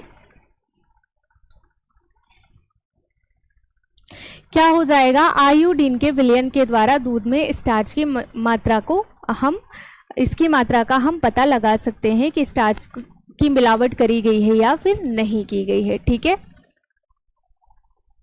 अगला है, विमितीय स्तर वस्त्र को इस प्रकार परिभाषित किया जाता है, बताइए। विमितीय स्तर वस्त्र को, स्थिर वस्त्र को इस प्रकार से परिभाषित किया जाता है, वस्त्र जिसमें रेशे की सभी विशेषताएं होती हैं, वस्त्र जो ना तो सिकुड़ता हो, वस्त्र जिसमें तत्यक प्रतिप्राप्ति, लचीलापन, संजकता अच्छी होती है, या फिर उपरोक्त सभी? बताइए।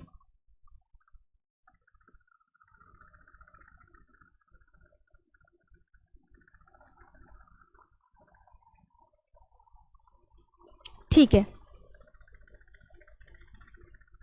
देखिए यहाँ पे 3 चीज़ें दी गई हैं। विमितीय स्थिर का मतलब होता है ऐसे कपड़े जिसमें तत्यक प्रतिप्राप्ति मतलब रिकवरी की क्वालिटी उसमें होती हो, ठीक है। जैसे अगर वो सिकुड़ गया तो अपने आप ही जल्दी से उसकी सिकुड़न दूर हो जाए, ठीक है। लचीलापन, फ्लेक्सिबिलिटी आप समझ ही रहे हैं। संजकता का मतलब होता है कोहिसनेस, उसमें सटने की क्वालिटी हो, रेशों के आपस में जुड़ने की क्वालिटी हो, तो इसे हम क्या कहेंगे? ऐसे कपड़े को हम विमितीय स्थिर कपड़ा का नाम देते हैं, ठीक है। तो यहाँ पे सी वाला ऑप्शन बिल्कुल करेक्ट है। वस्त्र की पहचान का अत्यंत महत्वपूर्ण परीक्षण क्या है? कैसे आप वस्त्रों की पहचान करेंगे? क्या आप विलेयता परीक्षण से करेंगे, विदारण परीक्षण से करेंगे, या फिर दहन परीक्षण करके करेंगे, या फिर माइक्रोस्कोपी परीक्षण आप करेंगे? बताइए।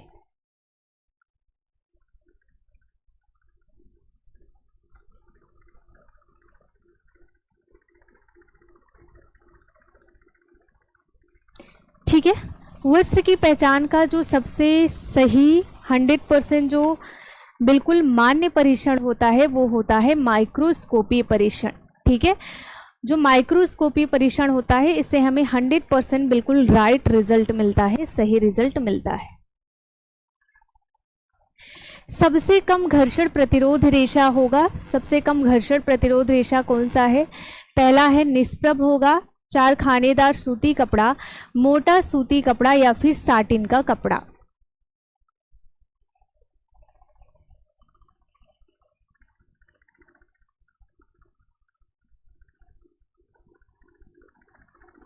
डेली नहीं होती है, बट जब होती है आपको इन्फॉर्मेशन दे दिया जाता है, ठीक है ना। आप हमारे ग्रुप से जुड़िए, वहाँ पे आपको इन्फॉर्मेशन पहले मिल जाएगा कि आज क्लास होगी या नहीं होगी। हफ्ते में 3 से 4 दिन क्लास होती है। सबसे कम घर्षण प्रतिरोध की क्वालिटी किस में पाई जाएगी? तो मोटा जो सूती कपड़ा होगा उसमें सबसे कम घर्षण प्रतिरोध की क्षमता पाई जाएगी, या फिर रेशा है। मोटाई बरकरार रखने के लिए सूत की क्षमता होती है। ये इस बार आपके एग्जाम में भी पूछा गया था ये क्वेश्चन। क्या है? क्या लचीलापन है, विवेकबिलिटी है, लॉफ्ट है, या फिर प्रतिस्कंदता होता है? बताइए। ये क्वेश्चन इस बार रिपीट करके आपके एग्जाम में पूछा गया है। और ये क्वेश्चन ना पहले, ये जो क्वेश्चन बना हुआ है ये सबसे पहले यूजीसी नेट में पूछा गया था और फिर आपके टीजीटी पीजीटी में 2021 में पूछा गया, ठीक है। मोटाई बरकरार रखने के लिए सूत की क्षमता को हम क्या कहते हैं? लॉफ्ट के नाम से जानेंगे, लॉफ्ट। सूती कपड़े की सिकुड़न प्रक्रिया द्वारा कम की जाती है। सिकुड़न प्रोसेस जो है वो किसके द्वारा कम किए जाएंगे? क्या फिल्टरिंग के द्वारा कम किया जाएगा, मर्सराइजिंग, या फिर सैनफोराइजिंग, या फिर निष्पीड़न? बताइए, ठीक है।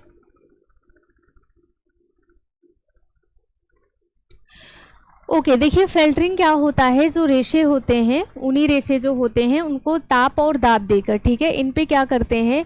दाब और प्लस ताप दे करके हम कपड़ा बना देते हैं चिपकाकर, तो उसे हम फिल्टरिंग कहते हैं।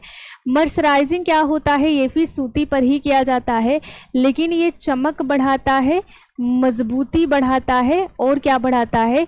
अवशोषक क्षमता को बढ़ाता है। इसका कहीं से कहीं तक सिकुड़न से कोई लेना देना नहीं है।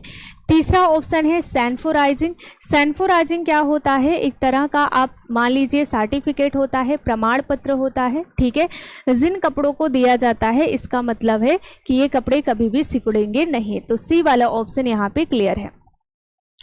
कॉटन शब्द अरबी शब्द कॉटन या क्यूटन से लिया गया है, जिसका अर्थ है क्या है? क्या ये एक बीज वाला पौधा माना जाएगा, या फिर खेती करने योग्य पौधा, एक वानस्पति पौधा, जीते हुए प्रदेश में पाया गया पौधा? ये भी आपके एग्जाम में पूछा गया है, ठीक है।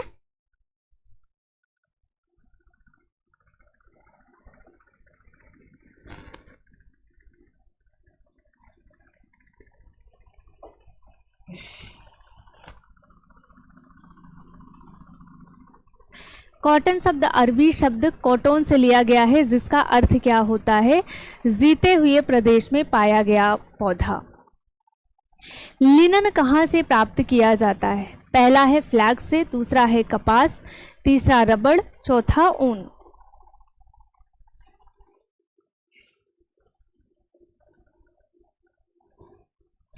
लिनन हम कहाँ से प्राप्त करते हैं? देखिए, जो कपास होता है ये बीज से प्राप्त होता है, ठीक है। ऊन जो होता है ये कहाँ से मिलता है हमें? ये प्रोटीन फाइबर होता है, ये प्रोटीन से मिलता है, ठीक है।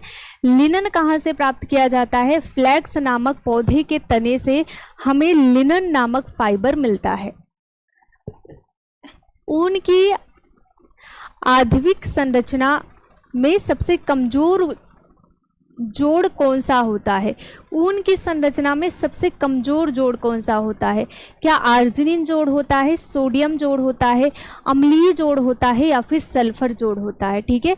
ऊन की संरचना में जोड़ से आपसे क्वेश्चन पूछा गया है कि इनमें से सबसे कमजोर जोड़ कौन सा होगा, ठीक है।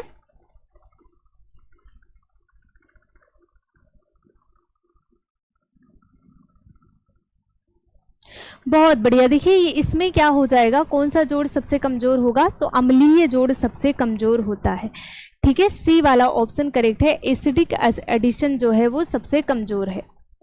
यह सीधे तंतुओं से बनाया जाता है, मतलब अभी हम यहाँ पे फाइबर से थ्रेड नहीं बनाए हैं, और फाइबर से थ्रेड ना बनने के पहले ही जो कपड़ा बनाया जाता है उसे हम क्या कहते हैं?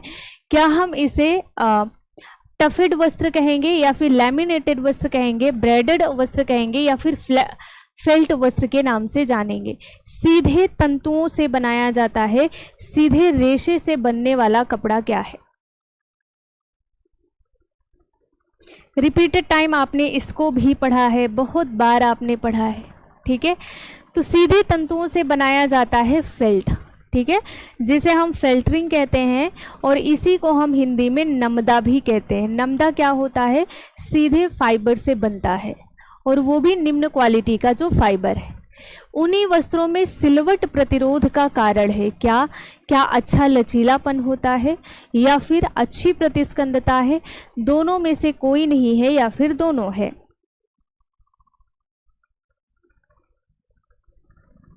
उन्हीं वस्त्रों में सिलवट प्रतिरोधक का कारण क्या है? सिलवट प्रतिरोधक का मतलब होता है कि इसमें सिलवट नहीं पड़ते हैं, ठीक है, इसमें सिलवट नहीं पड़ती है। तो उसका रीज़न है कि इसमें अच्छी फ्लेक्सिबिलिटी भी पाई जाती है और अच्छी इसमें रेसिलेंसी भी पाई जाती है। यही रीज़न है कि जो ऊन है हमारा, इसमें सिलवट नहीं पड़ता है, सिकुड़न नहीं पड़ता है, ठीक है। डी वाला ऑप्शन बिल्कुल क्लियर है। 87 है, पॉलिएस्टर के बहुलीकरण की डिग्री के बीच होता है। पॉलिएस्टर में जो बहुलीकरण होता है वो कितने से कितने डिग्री के बीच किया जाता है? 50 से लेकर 70, 90 से लेकर 115, 115 से लेकर 140 या फिर 140 से लेकर 165? बताइए क्या होगा इस क्वेश्चन का आंसर।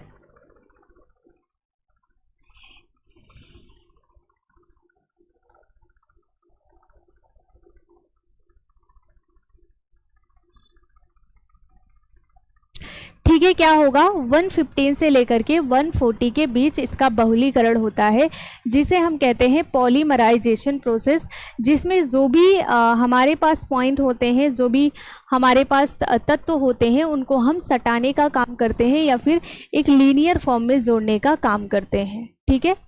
अगला है, निम्नलिखित में से कौन सा एक एकल परिचालक द्वारा एक बार में सैकड़ों कपड़े समाप्त कर देता है?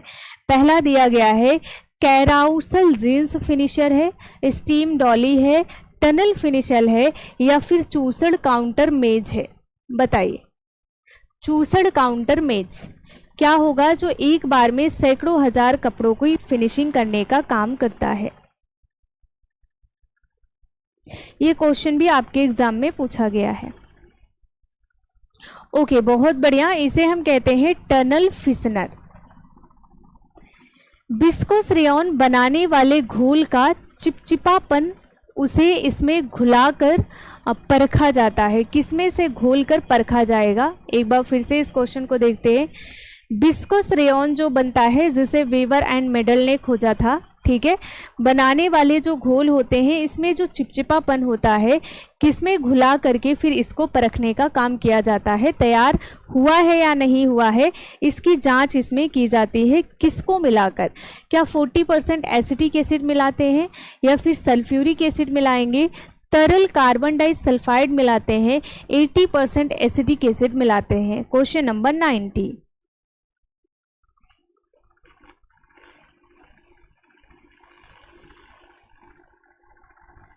बीपीएससी के लिए ही है।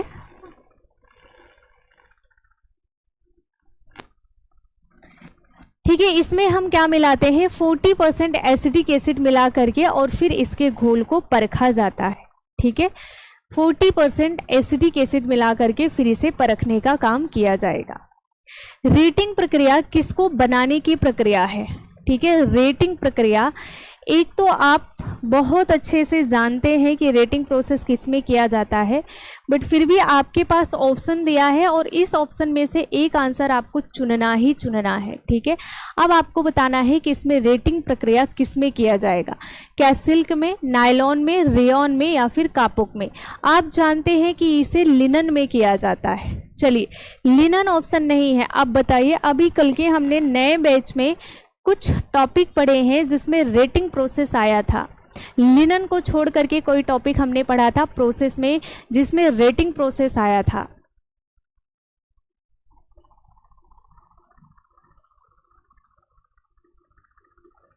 ध्यान दीजिएगा, क्या होगा? बहुत बढ़िया, इसमें रेयॉन में, ठीक है, किसमें किया जाएगा? रेयॉन में। स्पेशल किसमें किया जाता है? लिनन में, बट रेयॉन में भी रेटिंग प्रोसेस किया जाता है, ठीक है। सिल्क में नहीं होगा, नायलॉन में भी नहीं होगा, कापुक में भी नहीं होगा, रेयॉन में होगा। पहला मानव निर्मित रेशा है, फर्स्ट मैन मेड फाइबर पूछा गया है, क्या है? ओरलान है, डिक्रॉन है, रेयॉन है, नायलॉन है, बताइए।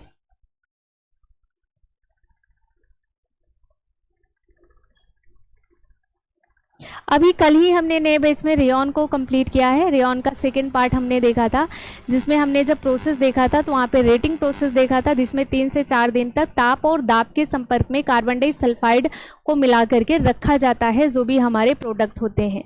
ठीक है,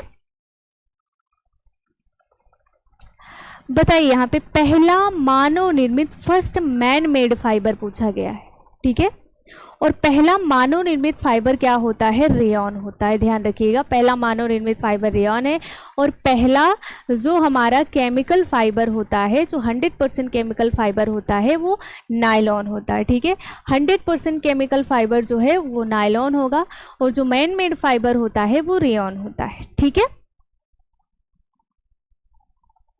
प्राकृतिक रेशा है, कौन सा रेशा प्राकृतिक है? क्या एस्बेस्टस है, नायलॉन है, ओरलॉन है? इनमें से कोई नहीं है। नेचुरल फाइबर कौन सा है?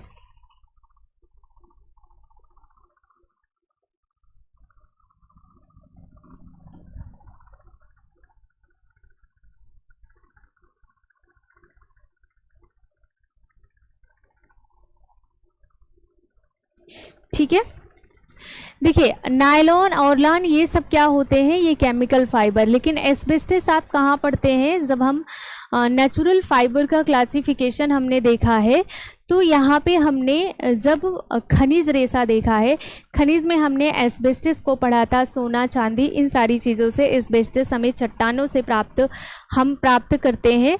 तो प्राकृतिक रेशे में जो खनिज फाइबर है उसे हम कहते हैं एस्बेस्टस। ठीक है, धागे की फिसलन में निम्नलिखित में से कौन से कारक योगदान करते हैं? पहला दिया गया है धागे की चिकनाई, दूसरा है ढीली बुनाई संरचना, तीसरा है खराब समाप्ति। खराब समाप्ति का मतलब होता है बैड फिनिशिंग। ठीक है, या फिर ये सभी, बताइए।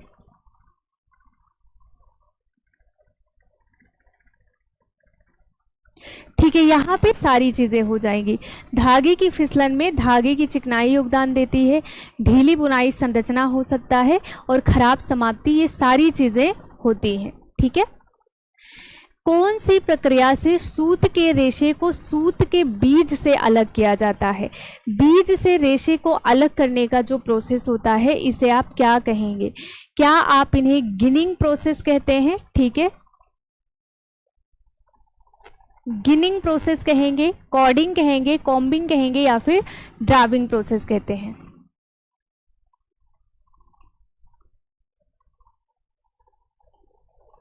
ये जब आप कपास को पढ़ते हैं, कपास का प्रोसेस पढ़ते हैं, तब आप वहाँ पे इन सारी चीज़ों को पढ़ते हैं। ठीक है, तो सूत को बीज से अलग करना, मतलब जो हमारा कपास है, कपास को बीज से अलग करने का जो प्रोसेस है, उसे हम कहते हैं गिनिंग प्रोसेस। कॉर्डिंग प्रोसेस में इसकी धुनाई करी जाती है, अशुद्धियाँ निकाली जाती हैं। कॉम्बिंग प्रोसेस में रेशे को समानांतर किया जाता है। ड्राइविंग आउट में रेशे की खिंचाई करी जाती है। ठीक है, ये प्रोसेस भी आप सभी लोग अच्छे से पढ़ लीजिएगा। वह धागे जो रेशे के संपूर्ण लंबाई में फैले होते हैं कहलाते हैं क्या? क्या इसे हम फिलिंग कहेंगे, रैप कहेंगे, नॉप कहेंगे, या फिर क्लाउड कहते हैं?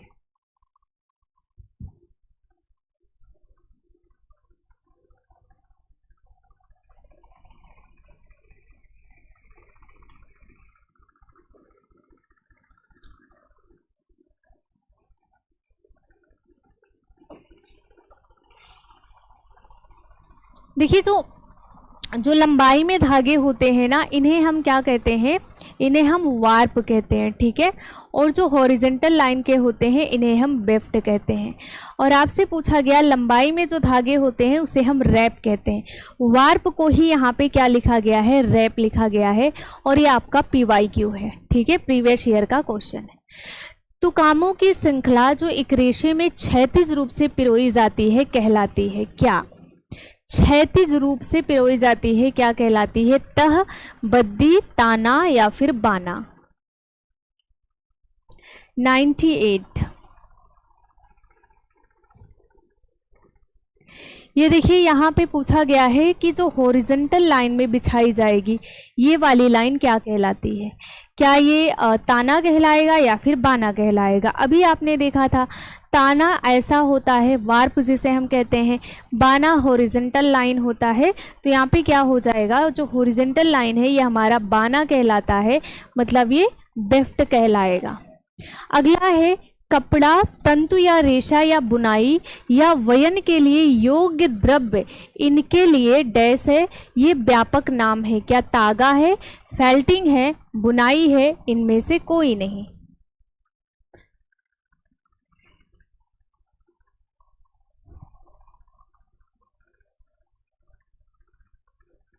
बताइए क्या होगा।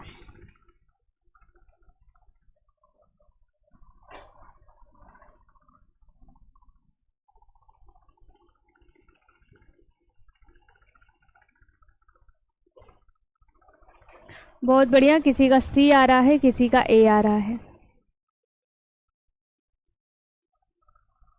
क्या होगा, इसे हम क्या कहते हैं, तागा कहते हैं। ठीक है, इनके लिए तागा या व्यापक नाम होता है।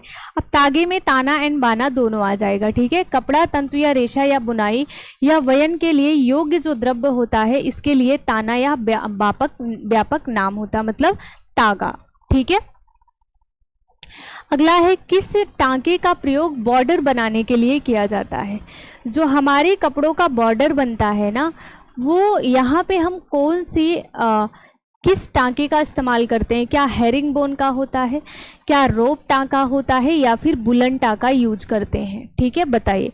या फिर चौथा ऑप्शन लिख लीजिए यहाँ पे सभी। ठीक है, चलिए सभी की बात कर लेते हैं। किस टांके का प्रयोग हम बॉर्डर बनाने में करेंगे। गुड इवनिंग सभी को।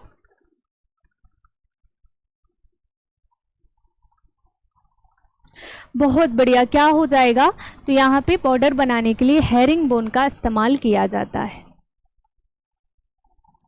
बाटिक, डाई और टाई और डाई और इकत छपाई कैसी छपाई है, बताइए।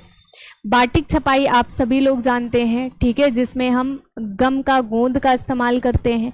टाई एंड डाई आप जानते हैं, इकत छपाई आप जानते हैं। ठीक है, तो इनमें से ये कौन सी छपाई है। क्या ये ब्लॉन्च छपाई होती है। ठीक है, क्या ये प्रतिरोध जिसे हम रेसिस्टेंट के नाम से जानेंगे, शोधन है, या फिर वर्णक है, बताइए। वैसे टाई एंड डाई देखा जाए तो ये छपाई ना होकर के रंगाई है। ठीक है, फिर भी आपको इसमें से एक आंसर चुनना ही चुनना है बाटिक और इकत को देखते हुए। ठीक है,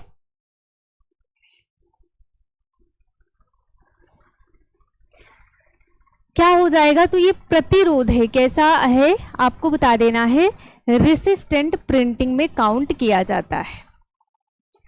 वस्त्र के छपने की क्रिया दोनों ओर एक साथ की जाती है। ठीक है, वस्त्र के छापने की क्रिया एक साथ की जाती है दोनों साइड, उसे हम क्या कहते हैं। क्या रोलर कहेंगे, रोलर छपाई, निश्चरण छपाई, ठीक है, जिसे आप डिस्चार्ज छपाई कहते हैं, ब्लॉन्च छपाई, या फिर डुप्लेक्स, या फिर जिसे यहाँ पे डुप्लेक्स छपाई लिखा गया है वो क्या है, जिसमें छापने का प्रोसेस एक साथ उल्टा और सीधा एक साथ किया जाएगा।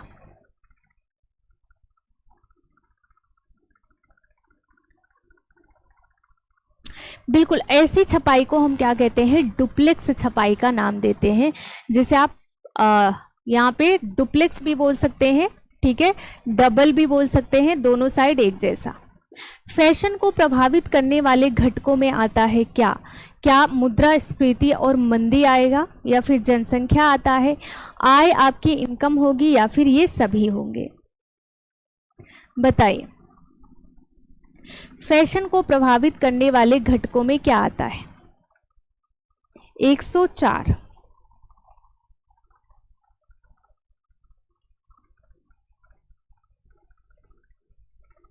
बहुत बढ़िया, ज्यादातर बच्चों का डी आ रहा है। क्या मंदी फैशन को प्रभावित करती है। कोरोना टाइम में कितना फैशन चला था, बताइए। जब सबका बिजनेस ठप हो गया था, किसी के पास पैसा नहीं था, तो कितना फैशन चला था, कौन कौन सा फैशन आया था। जनसंख्या नहीं होगा। आय, जब तक आपके पास इनकम नहीं होगी तब तक आप किसी भी चीज़ का इफेक्ट आपके ऊपर नहीं पड़ सकता है। जिस दिन आपके पास पैसा हो गया उसी दिन आपको हर एक चीज़ प्रभावित करने लग जाएगा। फिर आपको नया नया फैशन सूझेगा, है ना, कि नया फैशन मतलब ये कपड़े पुराने हो गए हैं, अब नया लेना है, या फिर ये वाला फैशन आया है, ये वाला फैशन आया है, ठीक है। तो पैसा जो इनकम होती है उसका इफेक्ट इन सारी चीज़ों पर मतलब फैशन पर पूरा का पूरा इफेक्ट पड़ता है। गिरीबान जहाँ कॉलर मिलती है उस रेखा को क्या कहते हैं? जहाँ पर ये हमारा कॉलर आकर मिलेगा उस पॉइंट को हम क्या कहेंगे? रोल लाइन कहते हैं, नेक लाइन कहते हैं, ग्रेड लाइन कहते हैं, या फिर कॉलर लाइन कहेंगे? बताइए।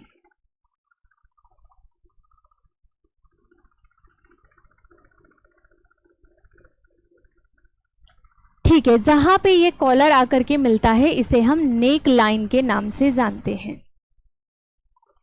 क्यू सॉर्ट कार्य प्रणाली का प्रयोग किसके लिए किया जाता है? क्यू सॉर्ट मेथड का प्रयोग किसके लिए हम करते हैं?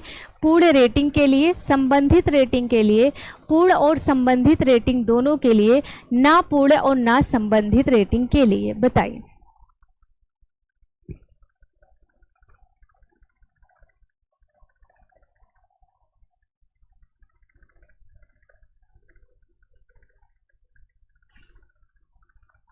क्यू सॉर्ट प्रणाली का उपयोग हम संबंधित रेटिंग के लिए करते हैं, ठीक है।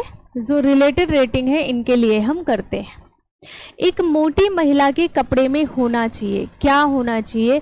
क्या बड़े प्रिंट और गोलाकार डिजाइन होने चाहिए, बड़ी पट्टी और बड़े चेक होने चाहिए, छोटे प्रिंट और अनुप्रस्थ लाइनें होनी चाहिए, क्षैतिज और टूटी लाइनें होनी चाहिए? बताइए।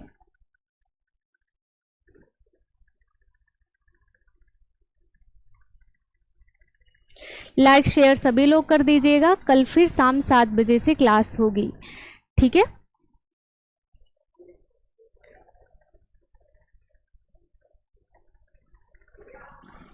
क्या है? एक मोटी महिला के कपड़े में होना चाहिए, क्या होना चाहिए? तो मोटी महिला का जो कपड़ा है उसमें छोटा प्रिंट होना चाहिए और अनुप्रस्थ लाइनें होनी चाहिए, ठीक है। आपको ये चीज ध्यान रखना है, अनुप्रस्थ लाइनें और छोटा प्रिंट होना है। प्लाज्मा टेक्नोलॉजी वस्त्रों में निम्नलिखित गुणों का अनुकूलन करती है। अब देखिए, प्लाज्मा टेक्नोलॉजी और जो हमारी नैनो टेक्नोलॉजी है, स्पेशल ये यूजीसी नेट का टॉपिक है, ठीक है। यूजीसी नेट के सिलेबस में आप plasma technology special, nano technology special आप पढ़ते हैं, ठीक है। तो आपको सिर्फ इतना बता देना है कि जो प्लाज्मा टेक्नोलॉजी है इसमें कौन कौन सी क्वालिटी आती है। क्या प्रवाह में वृद्धि करवाएंगे, इंक्रीज इन फ्लो, हाइड्रोफोबिक होगा, या फिर यूवी प्रोटेक्शन करवाएगा, या फिर लॉ से बचाएगा? कल 5 PM नेट की क्लास नहीं होगी। जो 5 PM की क्लास होती है अनअकैडमी पर मेरी, वो संडे और मंडे होती है, ठीक है। मैं पूरा का पूरा डिटेल आपको हर क्लास में बताती हूँ। तो जो स्पेशल क्लास होती है वो संडे और मंडे को होती है, 2-2 घंटे की लगातार क्लास होती है, ठीक है, वहाँ पे। और फिर जो हमारी यूट्यूब की क्लास होती है वो वेडनेसडे टू फ्राइडे होती है, तो कल भी होगी 3:30 वाली और परसों भी होगी, ठीक है ना। और जो प्लस क्लास है वो तो रेगुलर होती है, आप सभी को पता है, 10 बजे सुबह से। वो भी हमारा टॉपिक पर डिपेंड करता है, 1 घंटा, 1.5 घंटा, 2 घंटे, ठीक है। जैसा टॉपिक होता है उस हिसाब से क्लास होती है। 108 का आंसर आपको बताना है, क्या होगा? बहुत बढ़िया। देखिए, जो प्लाज्मा टेक्नोलॉजी है ये क्या करेगा? हाइड्रोफोबिक का यूवी प्रोटेक्शन और लॉ से बचाएगा, ठीक है।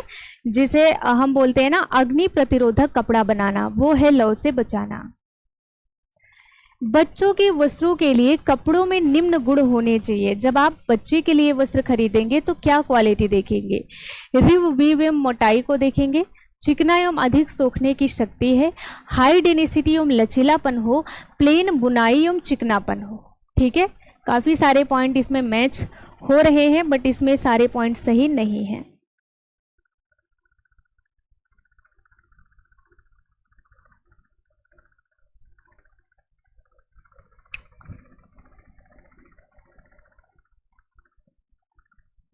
देखिए हम बच्चों के कपड़ों में क्या देखते हैं, क्या हाई डेंसिटी एवं लचीलापन देखेंगे, चिकना एवं अधिक सोखने वाला हो ये देखेंगे, प्लेन बुनाई और चिकनापन हो।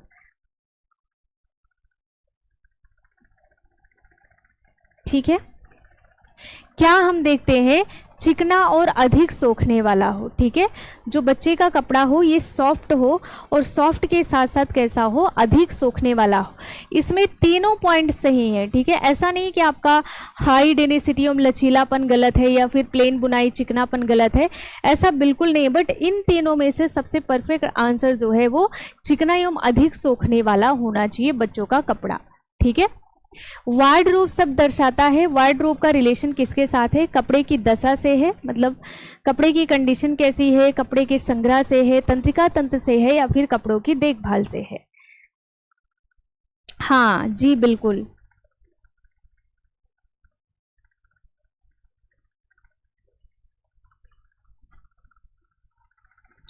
ठीक है, तो वार्डरोब क्या दर्शाता है, कपड़े के संग्रह को दर्शाता है, collection of clothes. Self help feature में आते हैं, क्या क्या आते हैं, क्या हुक एवं अच्छिका आती है, या फिर बटन एवं काज है, बिन एंड डोरी है। ठीक है, या फिर इलास्टिक एंड चुटपुट है।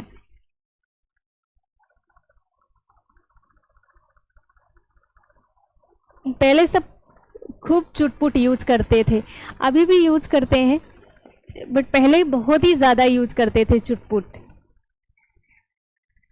है ना।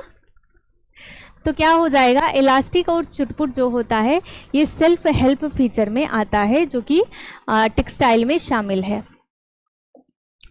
सिलाई में ट्रेसिंग विधि उपयुक्त की जाती है, किसके लिए, ब्लाउज के लिए, पेटीकोट के लिए, शर्ट के लिए, इनमें से किसी के लिए नहीं।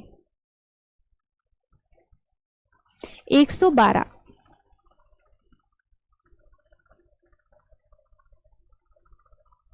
एक 125 क्वेश्चन हमें देखना है, जिसमें हम 112 पे पहुंच चुके हैं। ठीक है,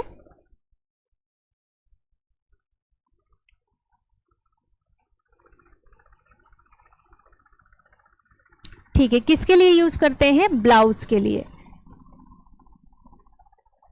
परिधान के वस्त्रों के चुनाव में निम्न में से किस पर ध्यान देना चाहिए, क्या अवसर को देखते हुए लेना चाहिए कपड़ा, फैशन को देखते हुए लेना चाहिए, क्रियाशीलता को देखते हुए लेना चाहिए, या फिर इनमें से सभी को देखते हुए लेना चाहिए। जब आप कपड़ा खरीदने जाते हैं मार्केट में तो किन किन चीज़ों पर ध्यान देते हैं। गुड इवनिंग सभी को, गुड इवनिंग। तो देखिए पहले तो हम अवसर देखते हैं, किस ओकेजन के लिए कपड़ा ले रहे हैं ना, शादी पार्टी है क्या है। फिर हम फैशन देखते हैं कि प्रेजेंट टाइम में किस चीज़ की मांग ज़्यादा है, और क्रियाशीलता मतलब जिस चीज़ के लिए हम ले रहे हैं वो हमारी जो क्वालिटी है उसको फुलफिल कर सके, लंबे समय तक चले। ड्राफ्टिंग के द्वारा क्या किया जाता है, कपड़े सिलने के लिए कटाई की जाती है, या फिर कटाई से पहले कपड़े पर निशान लगाया जाता है, या फिर कपड़े की सिलाई की जाती है, नाप के अनुसार कागज पर परिधान का चित्र बनाया जाता है। ड्राफ्ट में आप क्या करते हैं,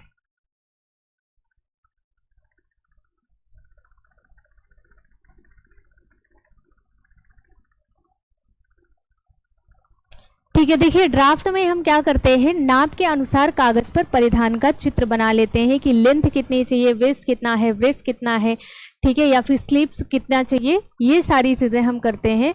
तो नाप के अकॉर्डिंग कागज पर परिधान बना लेना है, परिधान का चित्र बना लेना है, ड्राफ्टिंग कहलाता है। उत्तम गृह सज्जा के लिए अनिवार्य है, अगर आपको अच्छा होम डेकोरेशन करना है तो क्या जरूरी है, क्या सौंदर्य बहुत सुंदर दिखना चाहिए, कीमती साधन हो आपके पास, महंगे महंगे फर्नीचर हो, सारी चीज़ें हो आपके पास, आप बहुत ज़्यादा मेहनत करो, या फिर बहुत सारे लोग आपके घर में हो, बताइए। 10 क्वेश्चन और है, ठीक है, इसको कंप्लीट कर लेते हैं। उत्तम गृह सज्जा के लिए हमें क्या करना चाहिए, चाहे हमारा घर कच्चा हो पक्का हो, जैसा भी हो, छोटा हो बड़ा हो, सारे जो सामान होते हैं वो अपने जगह पर सेट होने चाहिए, थोड़ी साफ सफाई अच्छी होनी चाहिए घर में, ठीक है, ताकि सुंदरता झलके, तो उसे हम कहेंगे उत्तम गृह सज्जा। निम्न में से न्यादर्श की कौन सी विधि सरल एवं व्यवहारिक है, सुदेश निदर्श, व्यवस्थित दयो निर्दर्श, मिश्रित निदर्श या फिर निदर्शन, दयो निदर्शन, कौन सा निदर्शन सबसे अच्छा है? 116।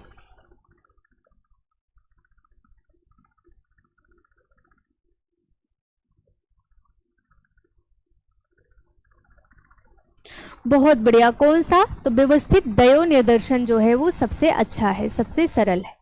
मूल्यांकन का उद्देश्य क्या होता है? आप मूल्यांकन क्यों करते हैं? क्या कार्य शीघ्र समाप्त हो इसलिए, कार्य देरी से समाप्त हो इसलिए, या फिर गृहिणी को कार्य का ज्ञान हो, कार्य प्रभावशाली ढंग से तथा सफलतापूर्वक हो? हम इवैल्यूएशन क्यों करेंगे?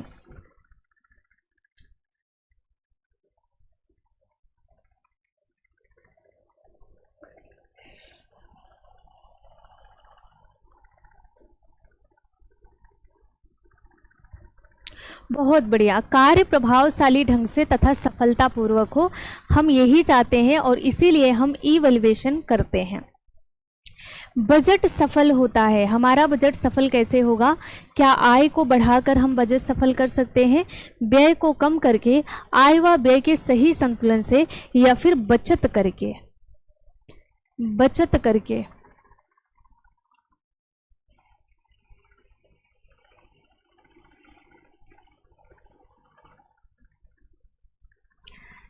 बजट सफल कब होगा? जब हम आय और व्यय का सही संतुलन करेंगे, तभी हमारा बजट जो है वो सफल हो पाएगा। ठीक है, आय के अकॉर्डिंग व्यय करना है और चीज़ों को, और थोड़ा बहुत पैसा आपको सेव भी करना है। राष्ट्रीय बचत पत्र किसके द्वारा जारी किया जाता है? बैंक, पोस्ट ऑफिस, जीवन बीमा निगम या फिर सभी के द्वारा?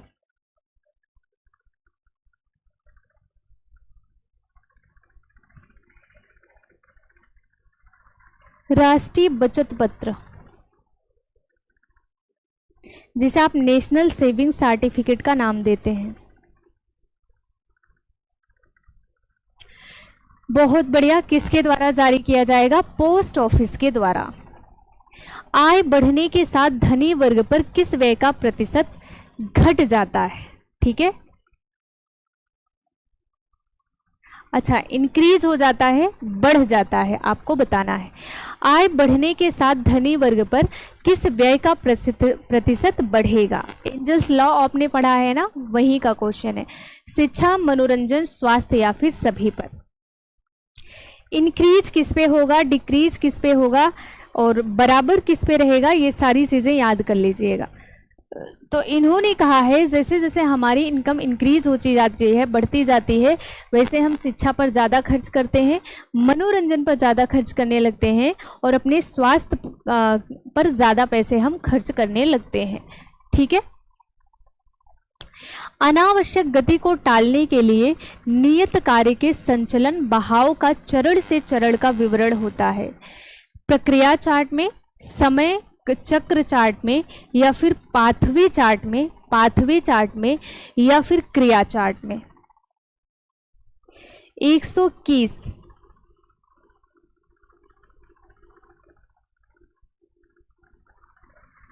प्रक्रिया चार्ट का मतलब होता है प्रोसेस चार्ट।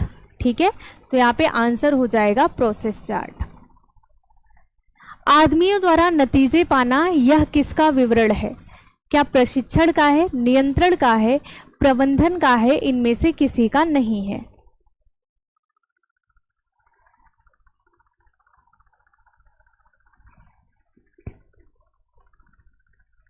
आदमियों द्वारा नियंत्रण पाना। प्रबंधन का नहीं है, ये नियंत्रण का होता है। ठीक है, कंट्रोल का।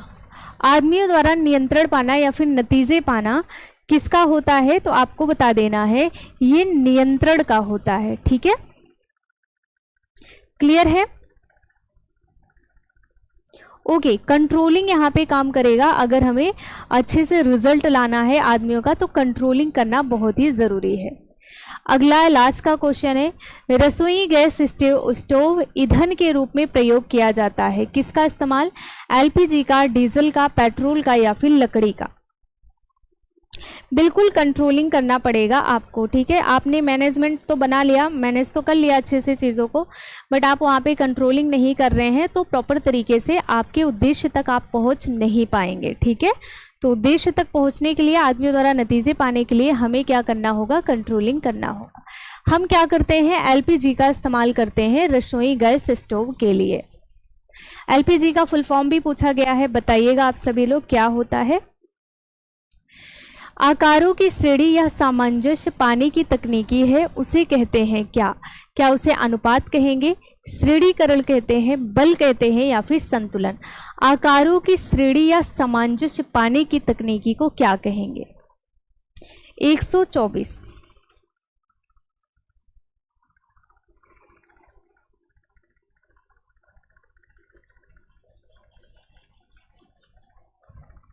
लिक्विड पेट्रोलियम गैस, बहुत बढ़िया जी, ठीक है। इसका आंसर बताइए क्या होगा। बहुत बढ़िया, इसे हम कहते हैं क्या, अनुपात, इसे हम कहते हैं रेशियो। आज की क्लास का लास्ट क्वेश्चन है, निम्न में से कौन सा द्वितीयक रंग है, बताइए। क्या लाल, पीला, नारंगी, नीला, क्या है?